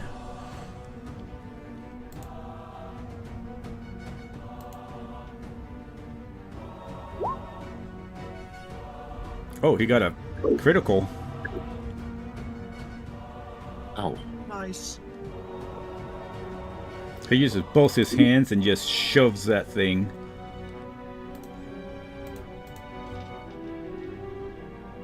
For 22 damage, that spear sticks into this thing that hisses. And then it takes... Boom. Nice. Fire, yes, unleashes 5 feet around it, but hits nothing at all. Looks angry, though. Which one is that? It's the one to the side. On the tiny cave entrance. So, Little Wolf, your go now. Wish. Okay. So she's been like seeing all this stuff going around. all around her, and it's like, wow, this is nothing like the arena. And then like kind of like jumps up and down a little bit and smacks herself in the face a couple times, and then I have a straight shot to the one in front of me, right? 'Cause Grumthar's in the mouth, Yeah, right? yeah. Right. So I'm gonna run straight at it and try to punch it in the neck. Nice. Let me. Is it this one? Yeah, so that's 10 feet or more, but not much more. It's like what, 15? Let me look. Is that, would you say that was 10 feet or 15? Depending on Let's where it's see. at. So if you're right there, that would be 10. 10? Okay, cool. So yeah, I'm gonna run 10 feet forward and go to hit it with my gauntlets. That would be this. Oh my god. I'm doing so bad. Oh no. Don't forget, you have bardic inspiration. Does that count for this? Sure. Yeah. Okay. Yeah. What do I It's a get D8. for that? A D8. D8. I think you'll Oh. have to roll all 8 of it. But... Wait a minute. Was that a 1 that you rolled? I did. Yep. Oh, it there's was a that. fumble. Oh, it's a fumble. Okay, yeah, so that wouldn't count for it. Yeah, it would be a fumble, Okay. unfortunately. Cancel that. Understandable. That's fine. Well, I slipped on a rock. Must have been a loose rock. You were just you were so shocked that Grumthar actually fumbled. You fumbled yourself. Yeah, must have been those loose stones you were talking about. So, yeah. Go ahead and roll me a d20. Wow. Oh my god, really? Okay. Hold on, wait. Why is this not working? Okay. Fumbles are part of the most entertaining part of the game. Yes. I got 8. Oh shoot! Enemy gets opportunity attack. Okay. So is that happening right now? Yes, unfortunately. Good So- thing his mouth is full. Yeah, that's what I was gonna say. So the only thing it can do is, really, it's going to just unleash its fire. You take 10 fire damage. At least it's not a bite.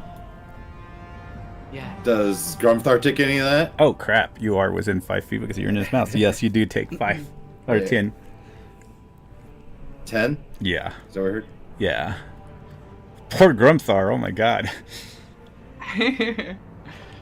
Cool. Alright, so yeah, I just hit it and like the fire just bounces out and burns me a little, and I'm just like super angry and go for another one. Volsos behind you cheering. Come on, take it down. Take it down. You're the champion. 25. Ooh, yeah, that one will land this time. Sweet. And I will use. Oh yeah, let's do the damage real quick. 9. And can I do? What's it called?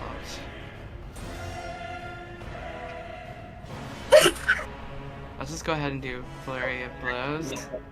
And do 2 more hits. Alrighty. Oh god, you did hit it. You take another. Grumthar, you and her take another 7 fire damage. Okay. This is not fun. Stop helping.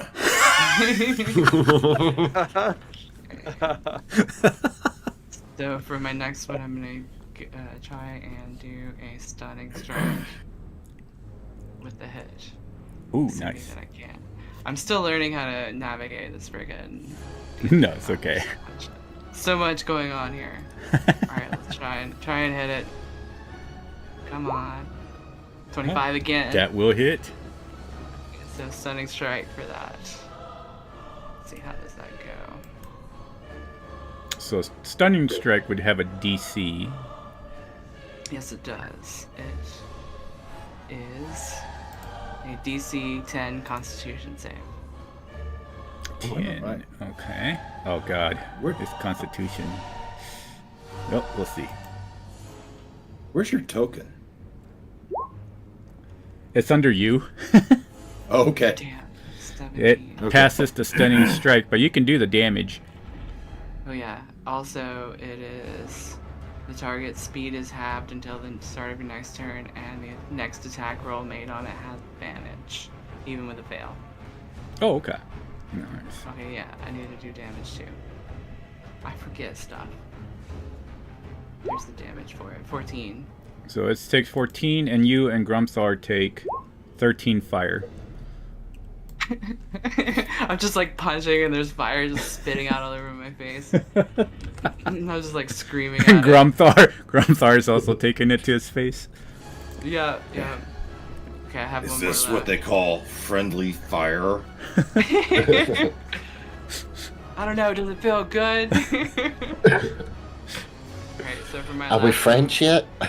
I'm gonna do punch and grab for my last one and try and grapple the damn thing. Okay. And I have advantage on this one. So it is what, shift you said? To do advantage? Yeah, shift. Yep. Okay. Well, There you go. 28. That will land.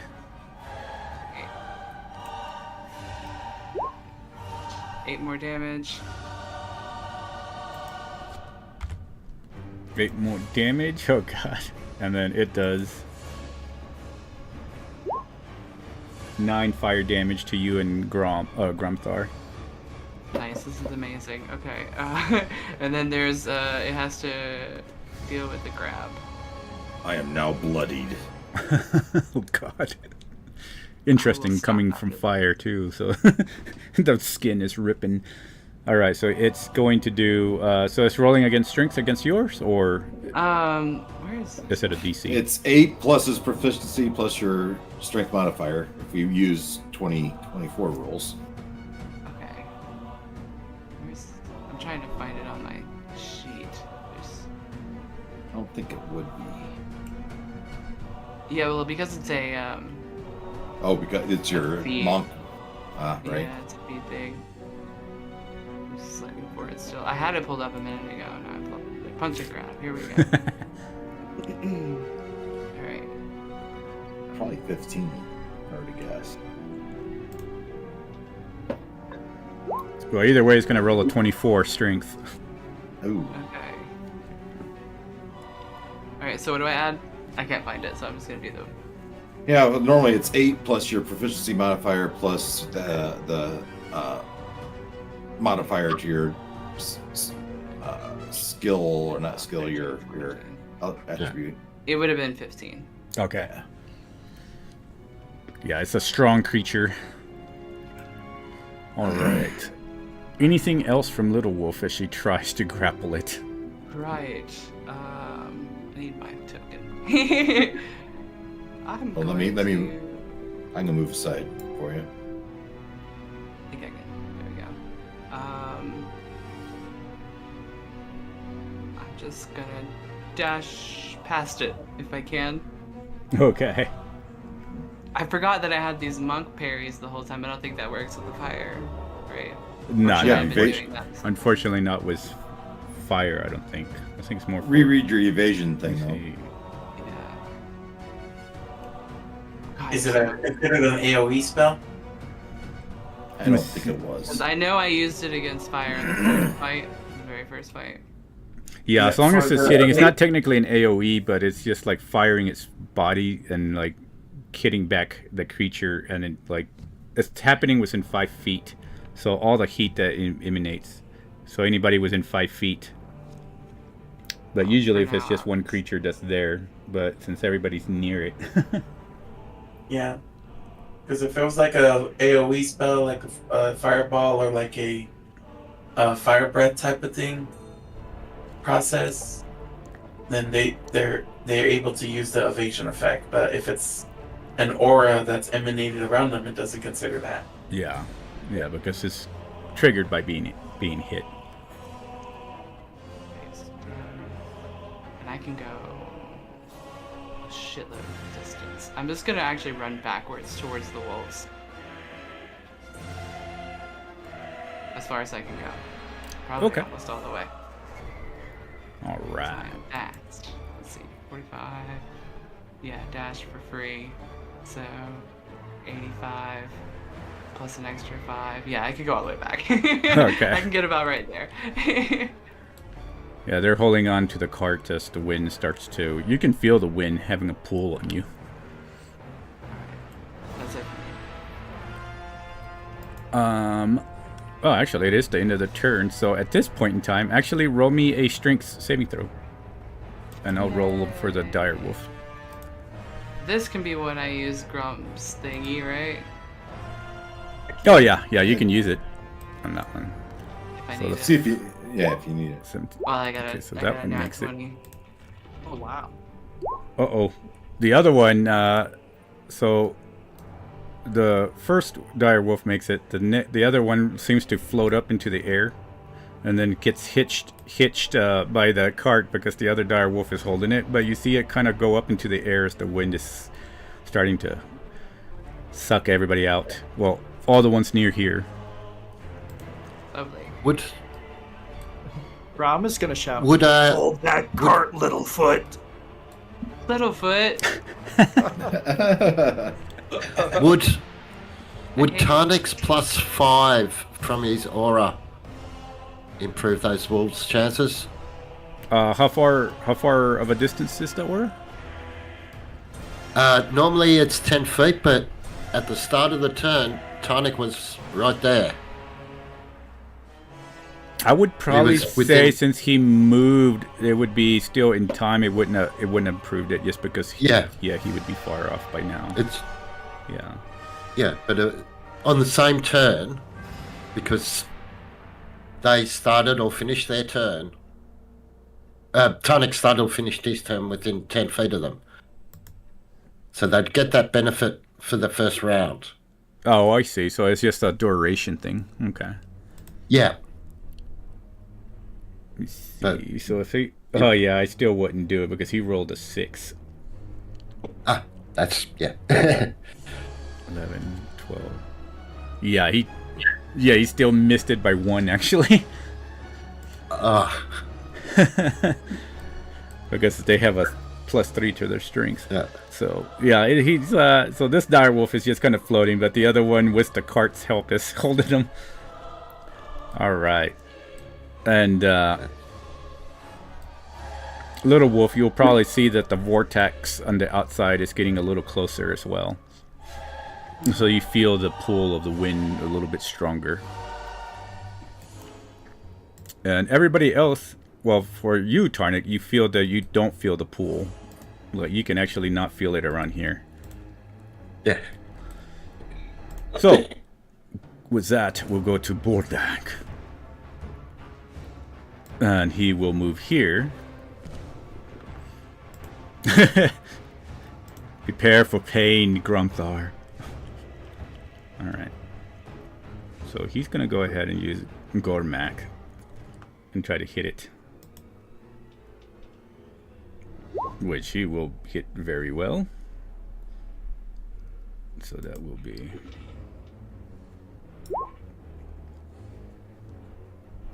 He does 14.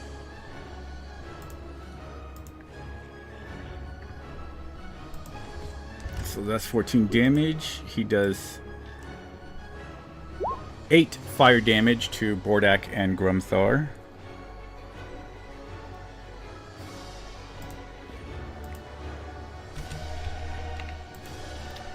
Another one. Oh gosh, he didn't hit that one. Let's go try with this one. So that one hits. So he does another 14. And he takes...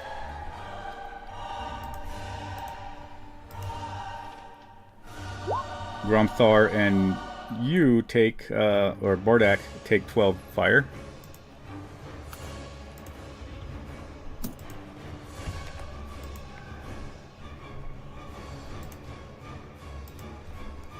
This guy Yeah, you seems... can hear Grumthar's just screaming inside this thing's mouth.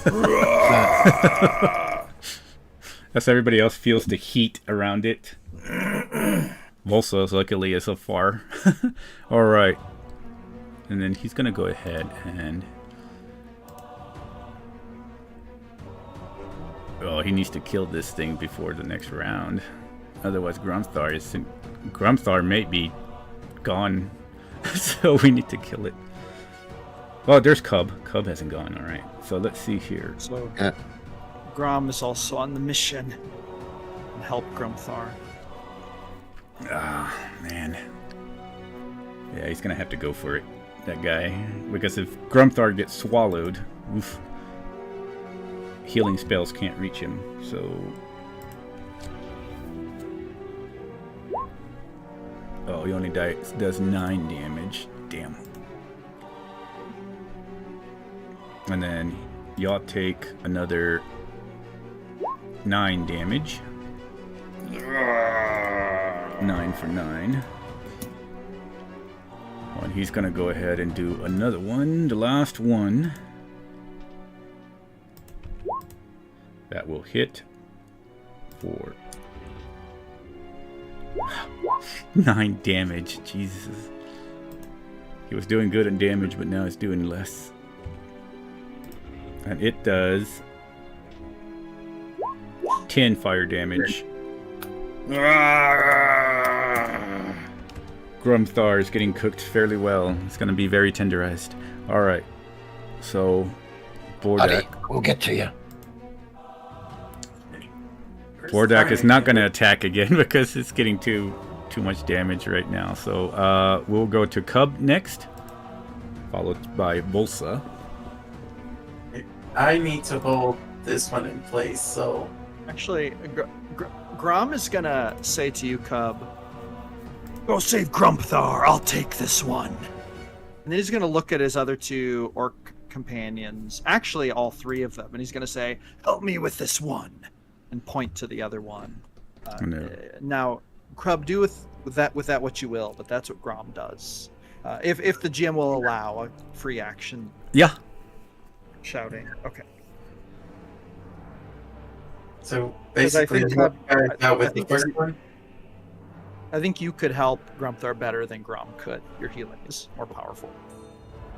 That's true, but I gotta be careful with the one over here that's gonna flank us. That's doing a flanking over here. Yeah, well, what Grom was telling you was that he'll hold that one off. Like, on his turn, he'll go over and hold it back. Okay. Alright, then I'll just do that then. Alright. I will move over about here. And where is...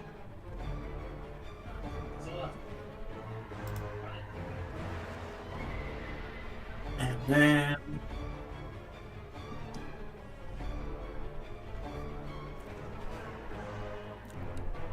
Alright, why not? I'll do it just as a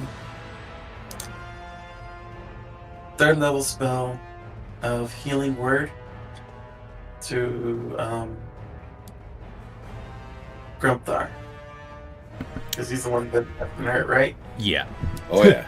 Yeah. Okay. He's been taking a lot of fire. He's been cooking in that mouth. Alright. It's getting nice and toasty in there. 23 healing.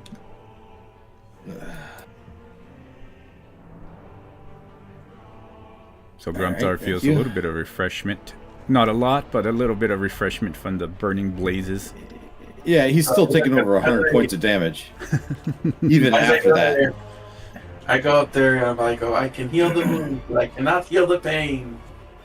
Just put out the fire, you silly dwarf.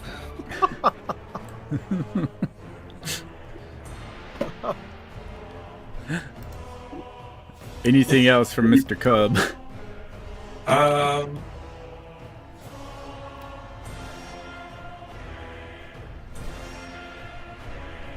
Let's see what else I have.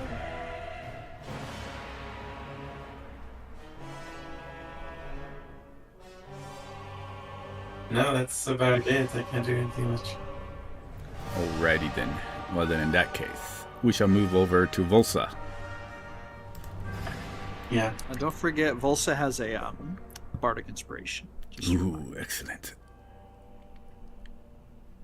Oh, that thing hasn't gone yet. It is dark in here. This one is already gone. That one just moved. So that might be considered a turn. Oh, I have since attacked.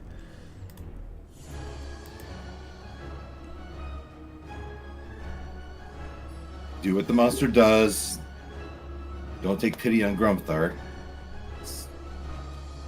That's because that one's already taken a turn, so I was trying to see. So she has a special ability, but I think during the first... Oh, okay. Yeah, never mind. So she's going to go ahead and teleport behind here. Poof! It gives her an extra advantage on that one. Well, not extra, but an advantage on her attack.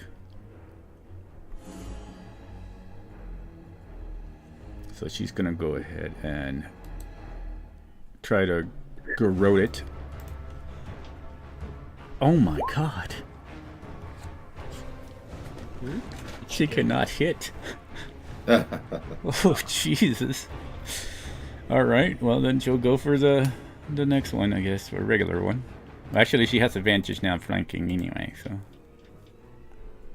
Oh my lord. What is it with me rolling ones?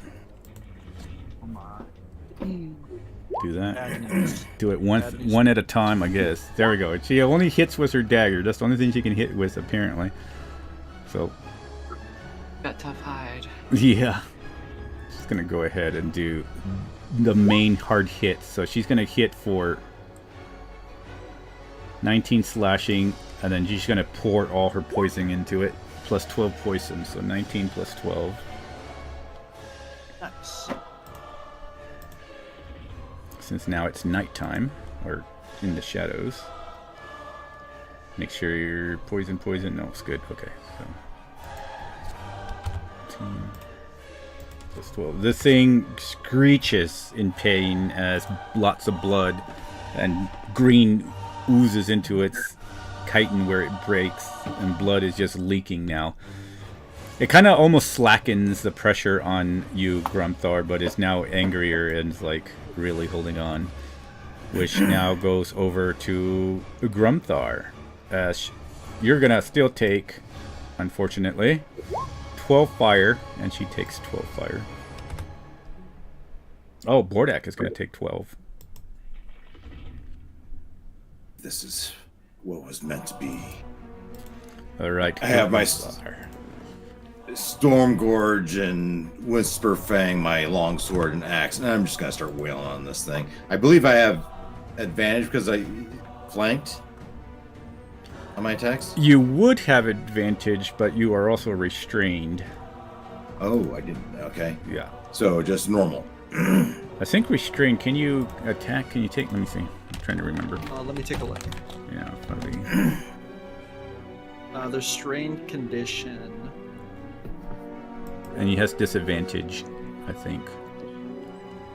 So in the restrained, a restrained creature's speed becomes 0. It cannot benefit from any bonus to its speed. Attack rolls against that creature have advantage, and the creature's attack rolls have disadvantage, but it can still attack. Okay, so it's and there's just a disadvantage on disadvantage. dex saving Well, throws. well, then I'm going reckless to negate that. Okay. So I just have regular rolls. All right. On the screen. First attack. Oh man. 15 to hit. 15 unfortunately does not break the chitin. All right. Whisper Fang. 22 to hit. That breaks through the chitin and hits. Bites. All right. And that is for 14 slashing. And you take 8 fire damage. All right. Oh man, this is gonna be a race because gotta Yeah, take it I'm down. I have 16 health. Oh man. Storm Gorge. Longsword. Misses. Oh, no, 18. I'm sorry. Actually, 18. You rolled that. yeah, actually that breaks barely through the chitin there. All right. And hits for 9 slashing. 9 slashing, and you take 5 fire. All right, Or but deck. with that, I'm going to use its teleport ability and teleport 15 feet away. Oh, okay. Nice. Nice. Smartness. I like it. The bane of grappling creatures, teleport abilities. So 14. Yeah, come over near Tonic. All right. Every thought he sees Bordak also from the flames. He's starting to waver. Yeah, I'm 15 hit points left. Yeah. So, and I don't have any natural healing abilities. I think I am done. Actually, I'm gonna move, and I'm gonna go prone, and I'm just gonna be laying on the ground in pain and agony, and I Yes. crawl up behind Tarnak. All right. In that case, we'll go over to Greshnak. Greshnak will look at Grom and says, "This one or that one?" Pointing behind to Bordak for this one or that one toward the Grom's gonna point at the other one, the one down here, but he's gonna say, "Hold your turn." Well, not that would be above table, but he's gonna say, Wait for my cue. Okay. because Grom has a plan before he wants Grishnak to attack, and then he would say, that. Well, he probably doesn't have time to explain in depth, but that's what he would say. Okay. Well, it is Grom's turn now. Okay, so Grom. Okay, so GM, I have a question. So the message spell. Mm-hmm. Now, is it possible for me to make a persuasion check through the message spell? And use my powers of persuasion via the message spell. Is that possible?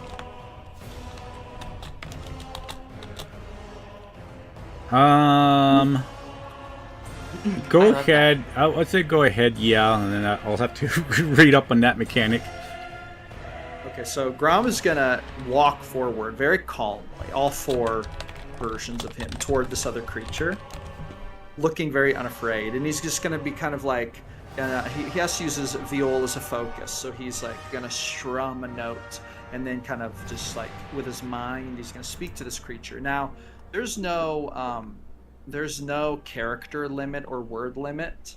Could he say a message that is 4 sentences long to this creature? I'd say that would be Actually, I right should at the probably at the cusp within 3 or 4. 3 or 4. Okay, gotcha. Here, give me one moment. Let me modify just a slight bit, Basically, and then I'll almost tell you like what he's the gonna sending message, as far as words. say. Yeah. So it's like, well, is there like a word limit you'd like to say? I'll probably go with the That's totally sending. fine. Yeah, like the sending message, So, like like- with the 25 words. like- Gotcha. Okay, here, give me one moment. Just modify this slightly. Okay,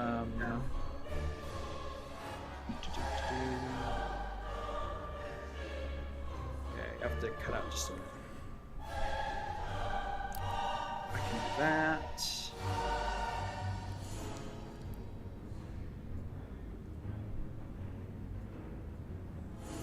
Okay, I think this is within the word limit. Let me double check.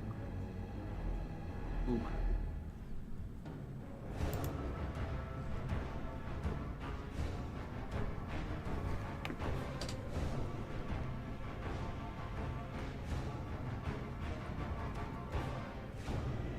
Double check this. I'm trying to get it down to the word limit. Oh, I'm at 27. Oh, here we go. I can do this. Okay. Now I'm down. 25 now. All right. I'll paste it in since it's a message spell. And this is what would be telepathically like you would do. So this is the messages.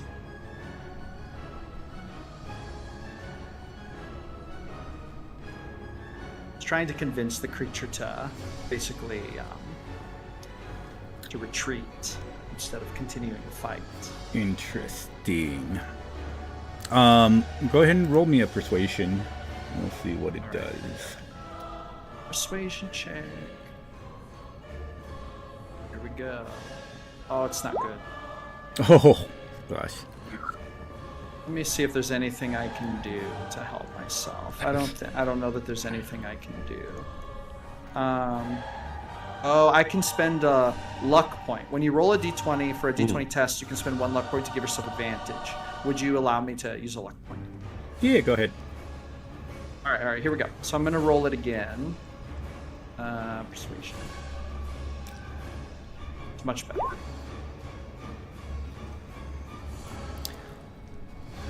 A persuasion of 27.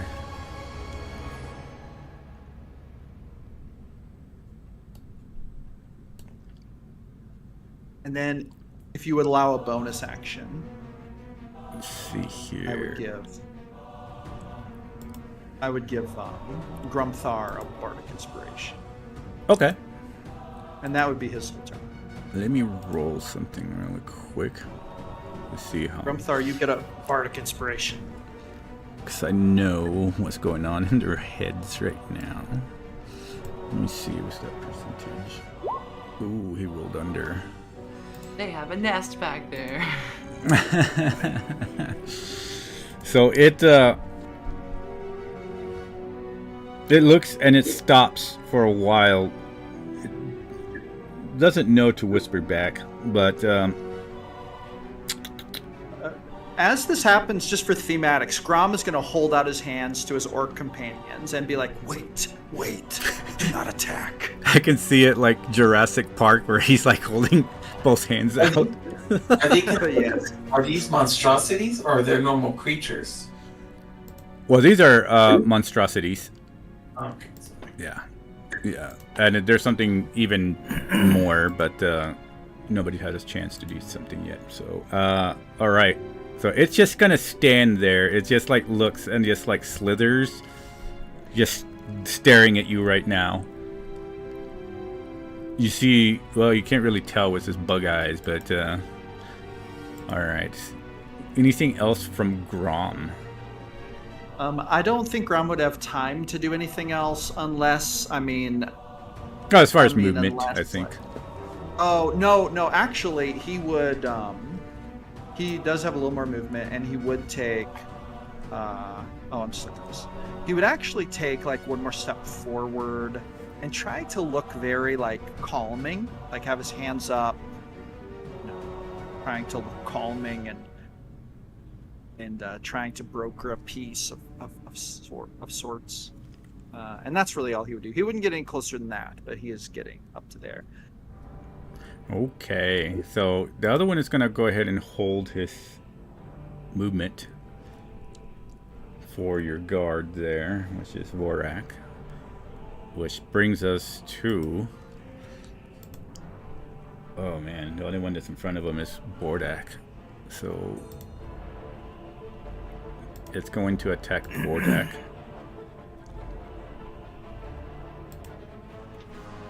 Ooh, that was almost a high roll. So it misses Bordak.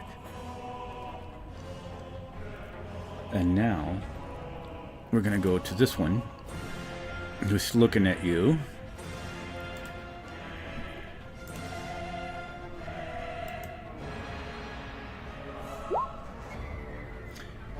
It's going to screech out really loud. Doesn't exactly... It just glares at you, almost like doing like a cobra hypnotic like movement and slithering its body. And it shakes its head. And it just whispers back, "Not home." It's like what all you can understand. And then it just like burrows into the ground and disappears. Okay. Crown will breathe a huge sigh of relief. And will look very relieved. And now it's Tarnik's go. Tarnik, seeing Grumtar run past him, leans down from, up in his saddle, extends his pole arm, blunt end towards Grumtar. Come, my friend, let's keep fighting.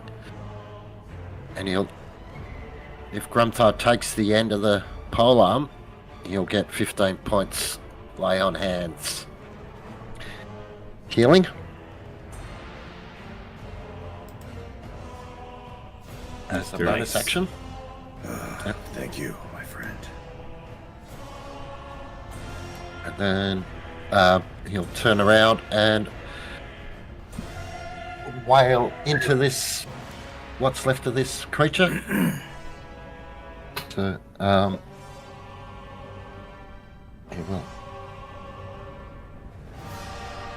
What do we got there?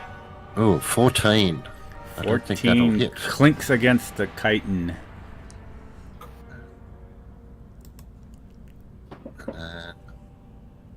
So I will use my second attack action.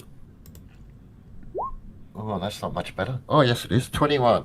21 breaks through the chitin armor. Yeah.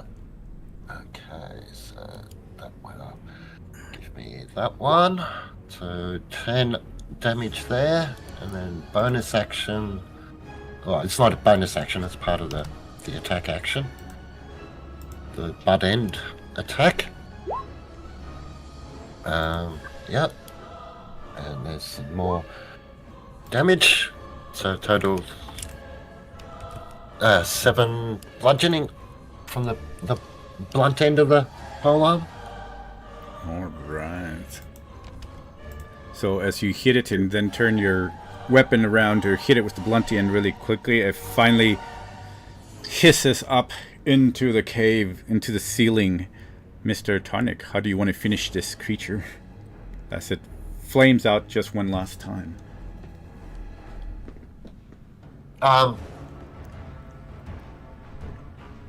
Shiv will notice that it's flaming out and just stomp down with his four hooves, like his front hooves, and squash it to like a bug. Stomp it down into the ground against his head, I assume. Yeah. Because it's humongous. All right, and it falls with a loud thunk and crack of the chitin. That's I can't move my characters. Send it back. There we go. As Volsa will step back away. It's like, my gloves. It burnt my gloves. And Bordak will step. Ugh. That was very warm. he like stumbles back away from it. And however, for these, as this thing is getting close, before we move on, Little Wolf, go ahead and roll me a strength save. Wait, I don't get another turn before this? Alright. Can I use Dex since I'm a monk? Sure. 21.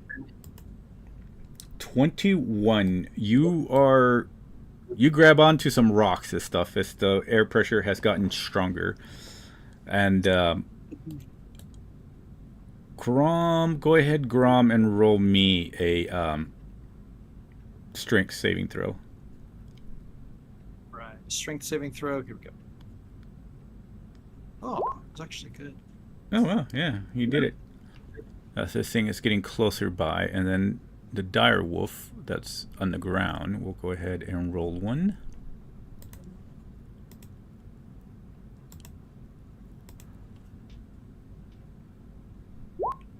$14, 15, 17. He barely makes it. Okay. And then those two will roll.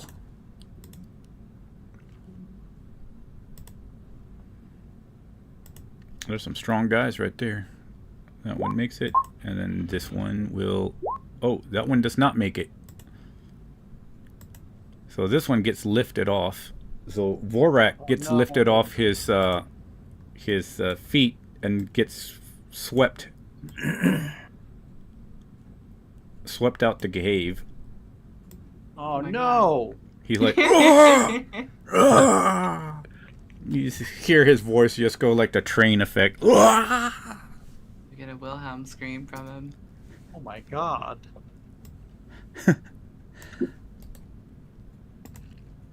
So we're out of initiative right now? Yeah, we're out in initiative. Okay. So the ones who made it currently are able to move further in as this funnel is coming closer. So Brown will run to help little wolf with the wolves, and then we'll shout to his now 2 orc companions, "Come, help us get these wolves inside." okay, so I will say that if you run toward the mouth of the cave, you're gonna feel that strength stronger if you want to go there. Yeah, but he has to risk it to try to get the wolves inside, I feel like. That's what Okay. I was gonna do on my next turn in combat, but it's not happening. But I was also gonna try and grab the wolves and pull and like, is this the one that I'm friends with or not? This one I would say doesn't really matter because we're kind of afraid right now. So yeah, it's gonna do whatever. Okay. I mean, Grom would grab the reins or whatever and just kind of pull and just try to help them like come inside, basically. Okay. Yeah, that's what I'm going for too. Okay, y'all can both, since y'all both are pulling, go ahead look at- with whoever wants to roll. Actually, the dire wolf is the strongest. We can roll with advantage. Yeah, sure. I was So also gonna tell Grom to tell his buddy to help us. Tell the other orc, the one that didn't get sucked away. well, the dire wolf is the strongest. I'm gonna roll for it. It's advantage, and let me see what the other dice rolls. So that's 18, 19, 20, 21. So yeah, it's able to move even though the other dire wolf is floating up in the air. So y'all can move forward, like he'll move forward. Yeah. This guy will. Well, this one's coming too, right? Yeah, this one is gonna move. Yeah, it's getting pulled by the cart. The cart has been like getting pulled. I think we'll just continue to pull them, and then I mean, Grom's hooves are just pawing into the dirt, pulling backwards. Ugh. Yeah, Same. for everybody else past this point is pretty. It's not too bad right now. So Volsa will kind of go to the edge and like look toward little wolf and say, "Little wolf, what are you doing? Come on, take cover." Help me, you fool! To get the wolves in the wagon inside. And then what's this orc right here? What's his name? That's Which I one is think that?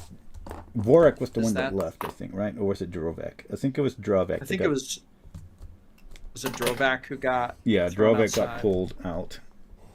So Aw, that's sad. Vorak. So Vorak is that one right there. He's gonna kind of shout, "Vorak, come help us!"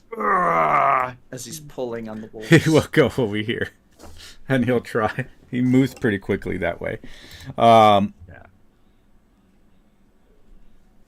I feel Volsa. like we're gonna try to get him up here, to safety. Volsa will try. It's like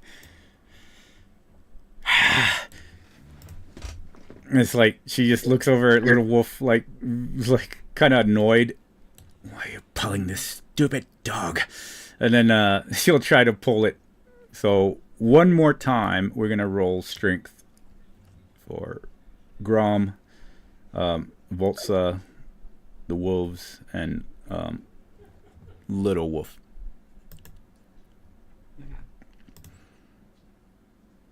Let's see, we can roll. You want me to roll the I got the a nat wolves? 20, baby.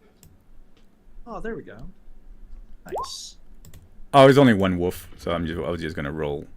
Okay, so that's ooh,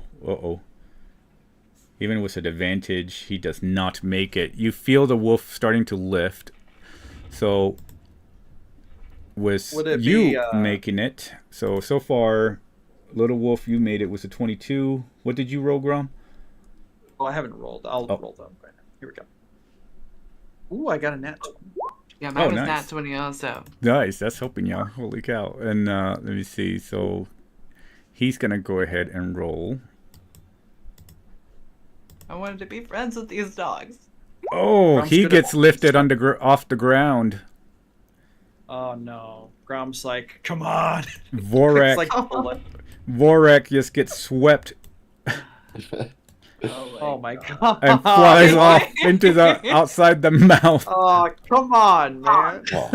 Now we know how those body parts got out there. Oh. How about Volsa? Let's see if Volsa can make it. Strength is not her thing, so she'll probably go with Dex. Oh man, I love that the rest of our party's just watching us. Yep. Well, expenses just got cut by There we go. 6%.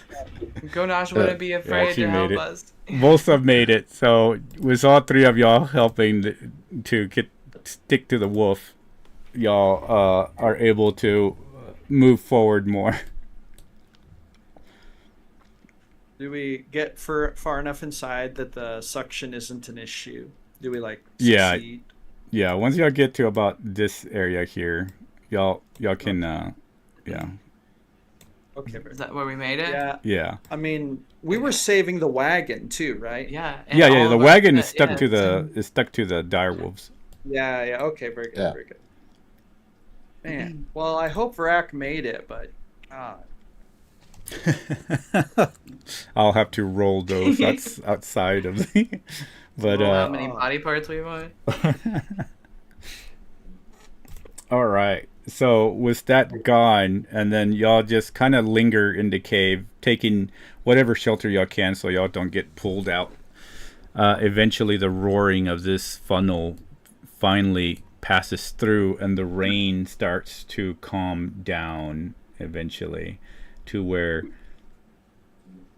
pretty much y'all start seeing almost like a rainbow form outside the mouth where y'all seeing from this area, and it finally calms down, and yeah, y'all just chilling there as the drips of water fall from the mouth of the cave As with soon as it two of your calms friends down- gone. As soon as it calms down, Grom is gonna say to Grishnak, he's gonna say, Stay here. Help. Guard the wagon. and Grom is gonna go running out to look for his servicemen who got taken out. Okay, so let's see here. But So I that mean, would you know, be- you don't have to like. I'm gonna Yeah, do if you wanna- something really quick. So that's just from that.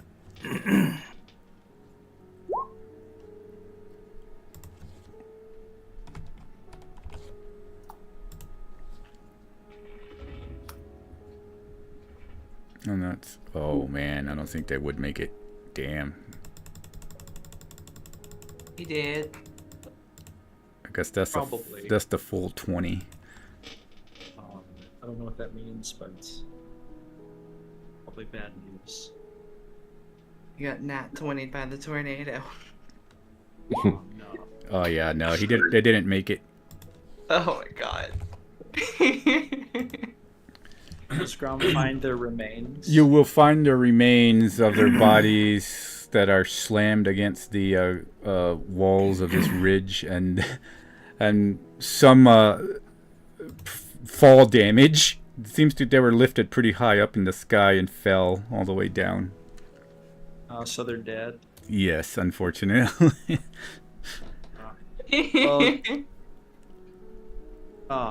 Well, Grom is gonna say kneel over them. He's gonna like drag their bodies back to the cave mouth, and then kind of like say a prayer to Araya, and then with what he understands of Araya, what's the proper way to dispose of a body?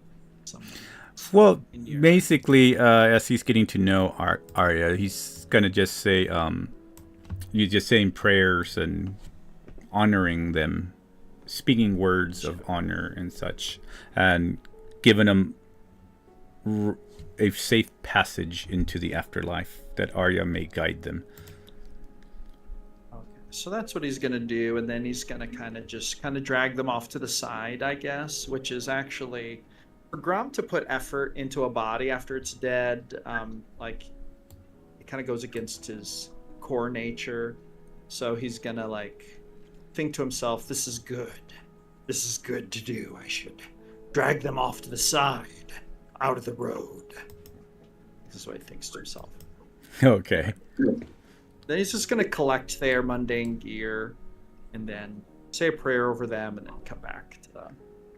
Well, that did have pretty good leather, studied in leather armor, and then their the war axes are gone. You don't know where they are. It's just basically their armor that they had on them, and the payment that you had given them. Yeah. Yoink. As he's praying to Arya, he's like taking it and putting it in his coin purse.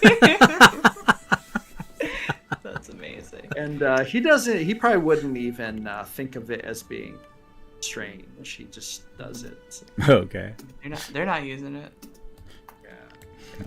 While Grom is doing this in the same respective timeline, what is everybody else doing back in the cave? Little Wolf would do the Kylo Ren thing and punch herself in the abs a couple of times to cast Wholeness of Body. Just give myself a little bit of health.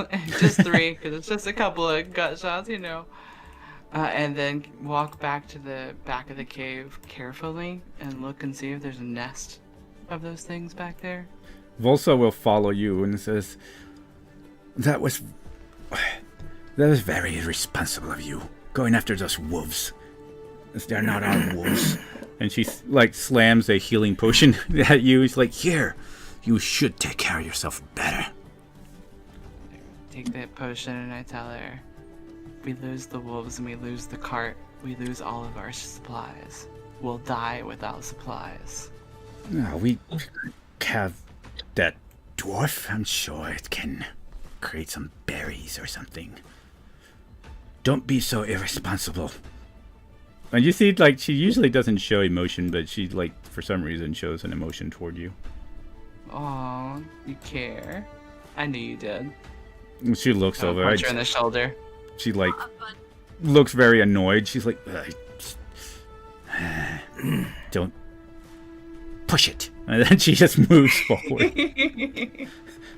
And just kind of also looks around, make sure there's no nests, which you will find no nests. No roll needed and stuff. But, And So nothing I'm gonna back there in go- the back of the cave? do what now? I said that, and there's nothing back there in the back of the cave? No, it's just an empty cave. There might be some bones here from what you see. Other humanoids somehow got killed here a long time ago, but other than that, no. Okay. And Cub, I'm you gonna said go up something? to Bordak. I'm gonna go up to Bordak, who's hurt still. Right? Yeah, Bordak is hurt. He's I'm like, gonna go up to him and I'm gonna cast Goodberry. I'm gonna have him sit down and like say Bordak, okay. say, and I'm gonna feed him a berry, and then I'm gonna just keep feeding him all 10 of my berries into him. Okay.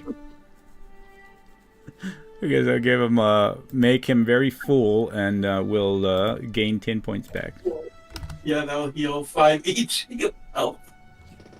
Okay. So that's what, 25 health back? Oh, they heal 5 each or 1? Yeah, because it counts as healing. Oh, and okay. Zophia's healing properties. Ah, okay. I Sounds think good. after the first couple of Bordak saying, no more. Yeah. Like, just one more. No. And you push his mouth shut and you start rubbing his neck like a dog. Oh, God. It's like, you have to eat all of them. They're my good Lord. for you. Oh, gosh. Yeah, Grumthar's Oh, that's not too far fire. away. And he's Oh, kind of that's looking fire. half his skin is melted away. And I'm like... So that's 25 health back that you get with all 10 berries. Yeah, so Bordak got 25 back. All right. Sweet. And then after that, I'll go ahead and I'll take out my healing kit itself, and I'll look into it with some bandages and stuff, and I'll start administering medicine and or try to like close up the burns of his wounds, you know? Okay. Which Wolsa will like just look at all this. Sure, so you're able to wrap. Pain is still there, but it does an okay. Yeah. What is Tarnik doing?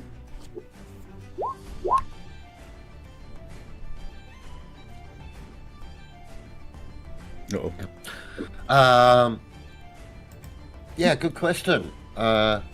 He just sort of wandered over there to sort of have a little break from everyone and have a little chat with Ganosh about how things are going. Yeah, just doing his normal little paladin-y type stuff. Why is he so... He looks so chunky. Okay, we're gonna... There we go. Looks like he's squished or something. I don't know what's going on with the horse. But, yeah, he doesn't look right. This has a very muscular neck.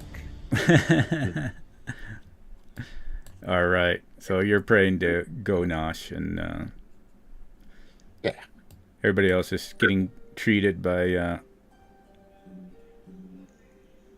Mr. Cub here. And yeah, what does Little Wolf do afterwards?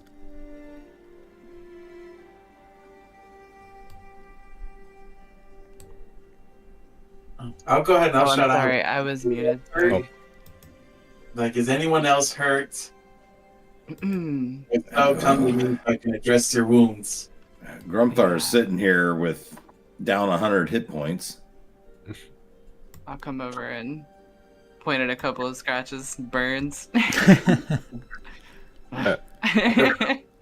mean, Grumthar, I was like, okay, Grumthar, I will go up to Grumthar.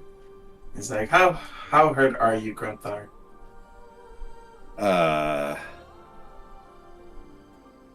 He looks badly. So his max is 117. He's currently at 30. So that's not quite 100. But you might remember he started the day with plus 17. So, or something like that. Yeah, you can see that his skin is peeling off. He got third-degree burns, black skin here and there, and the maybe in like the elbows and fingers. My hair is patchy and smells like burnt hair. Yeah, awful. I feel like Grom would be gone for a while, but let me know when he returns, because he will respond to Grumthar having injuries. Yeah, he would probably yeah, because they were by this time Cub was doing his thing with Bordak, and then he was wrapping bandages around Grumthar while everybody else was checking the cave, and then Tarnik was praying, so he would probably be back by this time. You're barely getting there. Well, he would run up to... I mean, coming in, he would kind of survey what's going on. He would run up to Grumthar. And with Grumthar, I bandage him up and I do my cure wounds at third level and healing him for 39. Okay, 39, nice. Nice. Grum Yeah, would it run feels up. much. Do you require any more healing, Grumthar? It just depends how much of the day is left. Bordak is going to also be... Bordak is at 57 from 108, so he still looks a bit burnt. So with that... Oh, sorry, go ahead. And then Little Wolf, you're hurt, right? Yeah, just a little. Alright, so with that, I'm going to go ahead and have all three of them surround around Tikal. And at my 4th level, I'm going to cast my Healing Spirit. And transforming Tikal into a full displacer beast, but it won't look like a full like the actual displacer beast. It's more in a radiant color, while it's as it's growling or as it's making its roar, it's producing healing for the group. Oh, okay. So, But that Volsa will probably near it as well. Yeah. Because she's pretty hurt too, so. so everybody, for one remaining whole minute, it's 15. Or here, well, basically, this is what it is, so. And I cast that at my 4th level. Oh, okay. So up for a whole minute, you guys can get 3d6 healing. Excellent. Excellent. Alright, so. Roll it ourselves. Yes. 3d6 is what I heard, right? Yeah. Yes. 3d6 plus 4. Is it 3d6 per round or just altogether 3d6? Because it says right here. Call forth the nature spirit, intangible spirit, legion spirits. Whenever you see a creature moves into a spirit space, or start its turn, you can cause the spirit to restore 1d6 hit points on that creature. No action. The spirit can't heal constructs. The spirit can heal a number of times equal to 1 plus my spell casting ability modifier minimal twice. After healing that number of times, that spirit disappears. Yeah, So they basically, nerfed. twice. Yeah. Yeah. They nerfed that from the original writing, which it needed to be. Yeah. So I guess you guys can do it 3d6 twice, Oh, nice. and then just add +4 to each. 13 and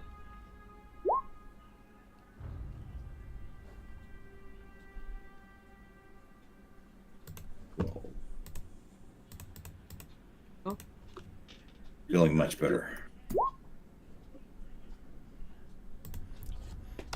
Yeah, also is doing okay. She'll just walk back over here and wait. And all right, well, Grumthar will stand up and he'll go up to that beast and start picking at it with his longsword. It's like, what was that creature? okay. Does anybody else do anything with the creature?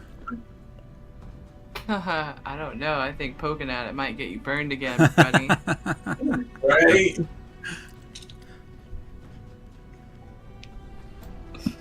Like Pretty sometimes tough. With It's every pretty tough. encounter, Maybe we can keep some of its shell. with every encounter with a creature, my knowledge, my aptitude increases. I will be better prepared the next time I encounter. Let's see. really says the guy who just walks up to it after killing it and just burned himself alive. Let's see. I guess the only people, probably Grom or Cub, can roll a. Can probably roll a nature. I'll roll a nature check. Not very good. 30. So Cub, if you look at the creature and stuff, I'm not sure what it is, but you see that it's also maybe manipulated somehow. It's probably, even though it's a monstrosity, it seems to also be out of its natural habitat. You see that there's like weird like mutations around its body, and that's the best that you're able to at least garner from you looking at this particular beast. It's like this isn't an ordinary creature.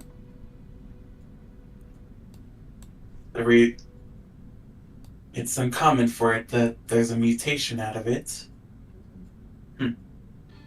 Something around here. It has to be the effects of the terrain here, or it could be magical.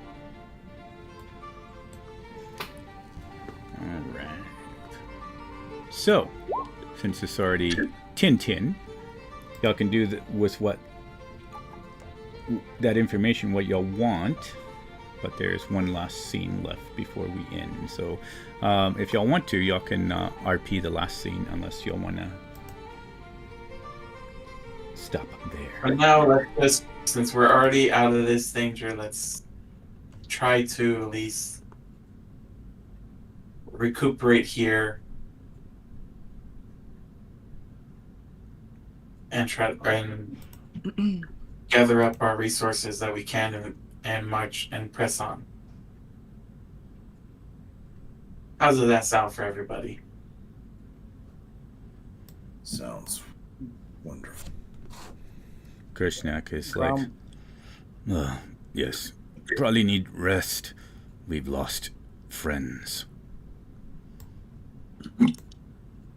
With that being said, Grom would approach Grashnak and say, kind of in a low tone, like, Grashnak, how are you doing? We lost 2. I found them. he's going to show him their armor. And he says, I've only knew one. Vorak. Went on a couple of missions with him. Good orc fighter. I shall miss him. We had much ale together. Much orc drink. Good fighter. It was not correct way for him to die, being killed. I don't understand why Gonosh would take him with storms. I'm just gonna nod and put a hand on Grashnak's shoulder and say, there are many dangers in this world. Some humanoid, some of nature. They served well, but I do not wish for you to go in the same manner. Stay vigilant, my friend. We'll make it to the end. he's kind of trying to mean that in like a inspirational way. Yeah, he nods and says, no. I will be not taken by the storms. I will fall honorably in battle. And then Grum would say, You proved yourself courageous in this fight. My appreciation. and he would just kind of nod at him in like a respectful nod. And off in the corner with Little Wolf, you just hear Volsa like, all this honor, gods dying for nothing. They take it so meaningful. As the end outcome, life has no meaning. And she just like steps over just to watch as they all like gather around. Does she say that loud, like for everyone to No, hear? she's just Little talking Wolf? to Little Wolf. Oh, gotcha. Yeah. Very good. Very good. And that, yeah, after that, Grom would just proceed to set up camp and strike up a tune. Awesome. I'll have to speak with animals and talk to the direwolves because we lost one of them, right? No, they're both there. No. But I think the dire wolves are monstrosities as well, or at least, let me see. Yeah, I don't think you would be able to speak to them. Yeah. Oh, there's monstrosities as well? Yeah. Yep. Oh, and 5e direwolves from monstrosities. That's kind of new. Yeah, I'm pretty sure, yeah. They list them as... Yeah. Third edition they were. So, in 2014, they had just Beast. Oh no! Oh, I see. In 2014, they were beasts. Oh, really? But in But I think 2020, in 2024, they're in monstrosities. 24. Oh, that's what I was seeing then. That's weird. Yeah. Like, Yeah, because Echo's sworn is like they were considered beasts in 2014. yeah. Yeah, I must have been looking at the 2024 when I Uh, looked at them. That's crazy. They changed it that fast. I guess in 2024 they're like, I guess beasts. And I guess you could just have a conversation with them. In 2014, they were beasts. In 2024, Yeah, they're 2014. monstrosities. Yeah. no, So I go with that like no, they are beast. Both in 2014 and 2024. I've got the list up Oh, okay. in front of me. oh, okay. I go up to them, I speak to them, he's like Are you faring well, my feral creatures? They just look over at you and says, they kind of lift their ears. It's like, yes. Yes, I can speak in your tongue. Others over here. And they like look at each other and says, we are good. We like meat. I love that. I was We're like, good well, dogs. Give us meat. well, then I'll let I would say your owners, correct? To provide you more meat. He says, they look at each other again. We had no owners. We like meat.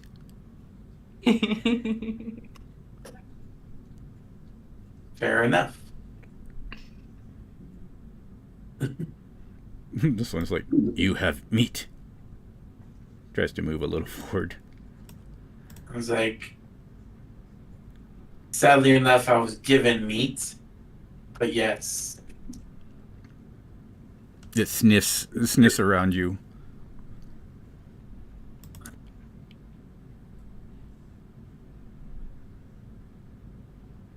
Just kind of waiting for meat. Okay, so then I'll go ahead and I'll go through my bag and I'll take out the meat that the group has been giving me. They both will launch for it, and it's like they start snacking on it, and it's like, delicious. We like much more meat. It's like, I'll go ahead and I'll give them all my rations of meat itself. And it's like, well, tonight you'll dine well with all my rations of the meat that I have provided. Do not worry for me. And they're just like, their snouts are just like taking it all in. It's like, yes, good. You're good. And yeah, yes, just munch down on it. It's like we'll talk more soon.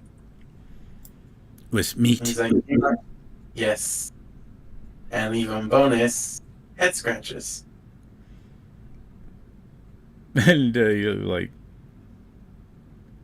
eat. If you're giving them head scratches, they're like just keep on eating, and they're like,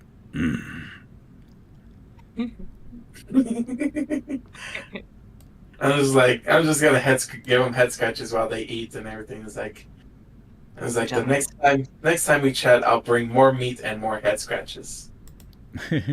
Nice. All After right. that, okay. Anybody I'll else? go back. I have a above table question for Tarnik.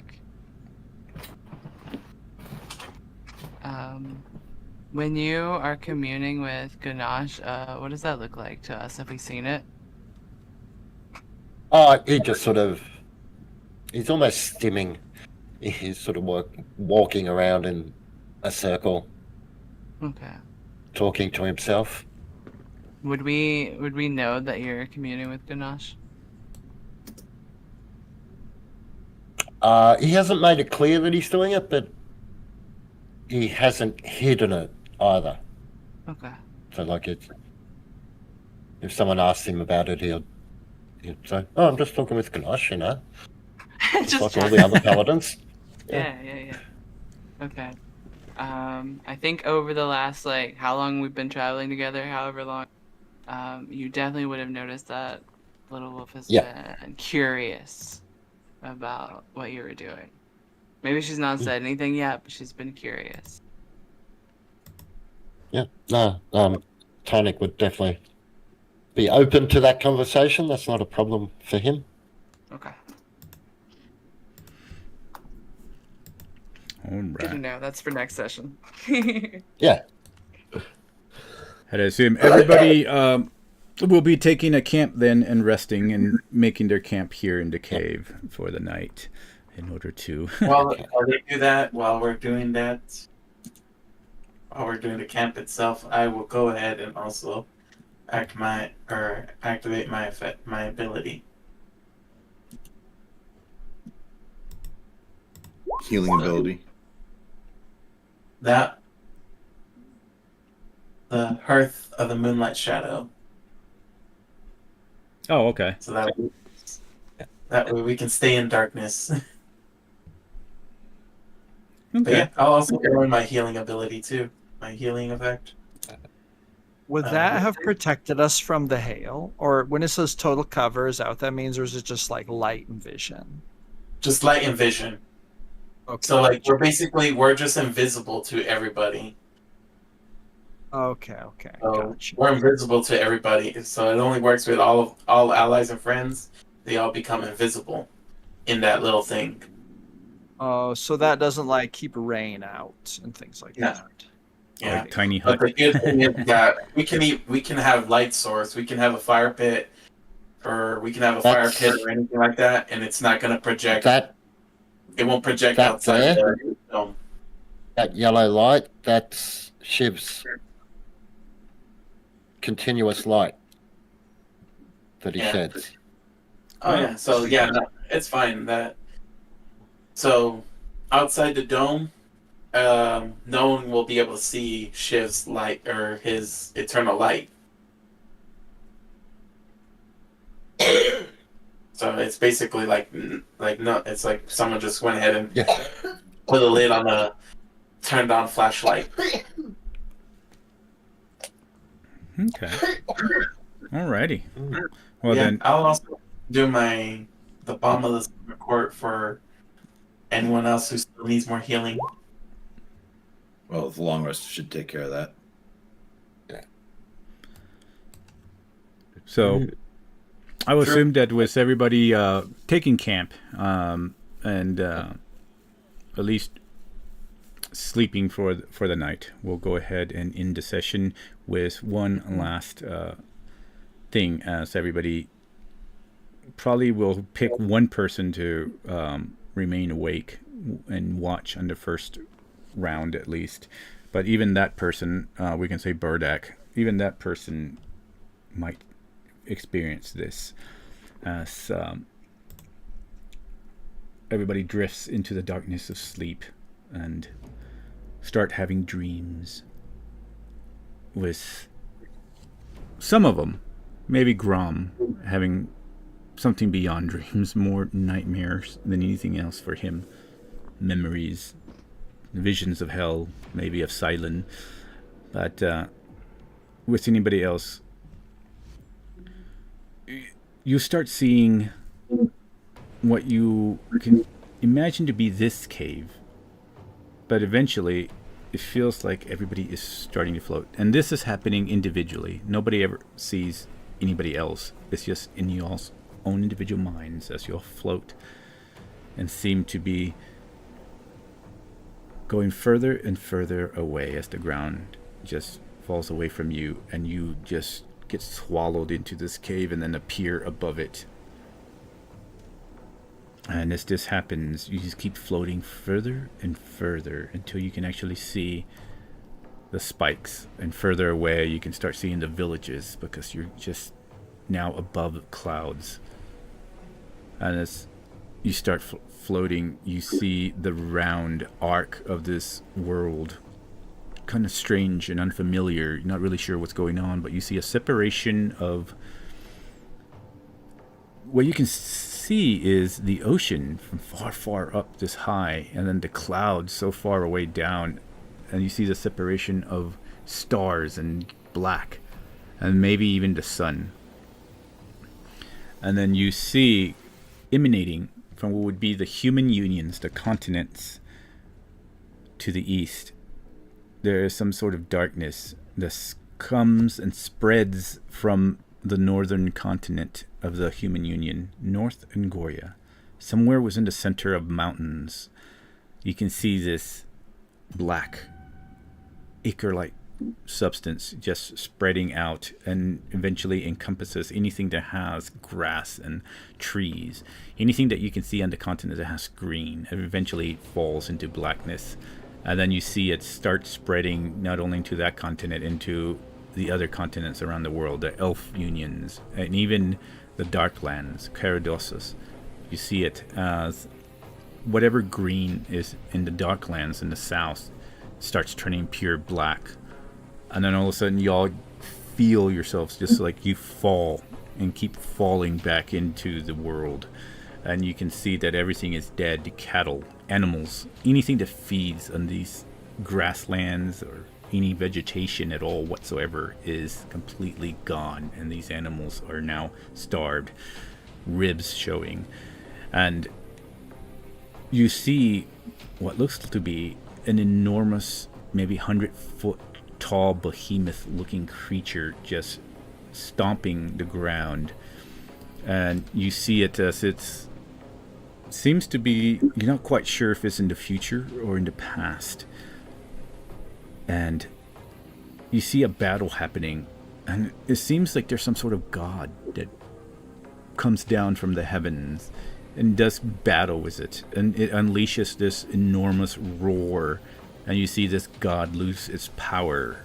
Anything that emanates within this roar, this god loses its power, and you see it just shrink. It's a female goddess, and now she seems to be mortal, and this creature just chomps down on it and completely engulfs this goddess and swallows the goddess whole.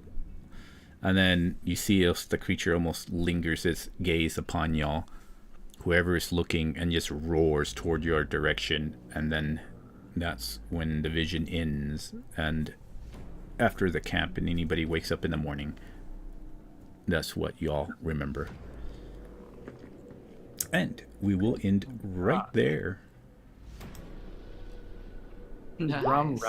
Did Grum recognize the goddess, or is it just more like we recognized it was a goddess? You just recognized that it was a goddess, but Okay. yeah, none that's particularly familiar to anyone. All right, we're gonna go ahead and stop right there. Stop stream. Good night, everyone. We'll see you the next time. Hopefully, Bordak will return.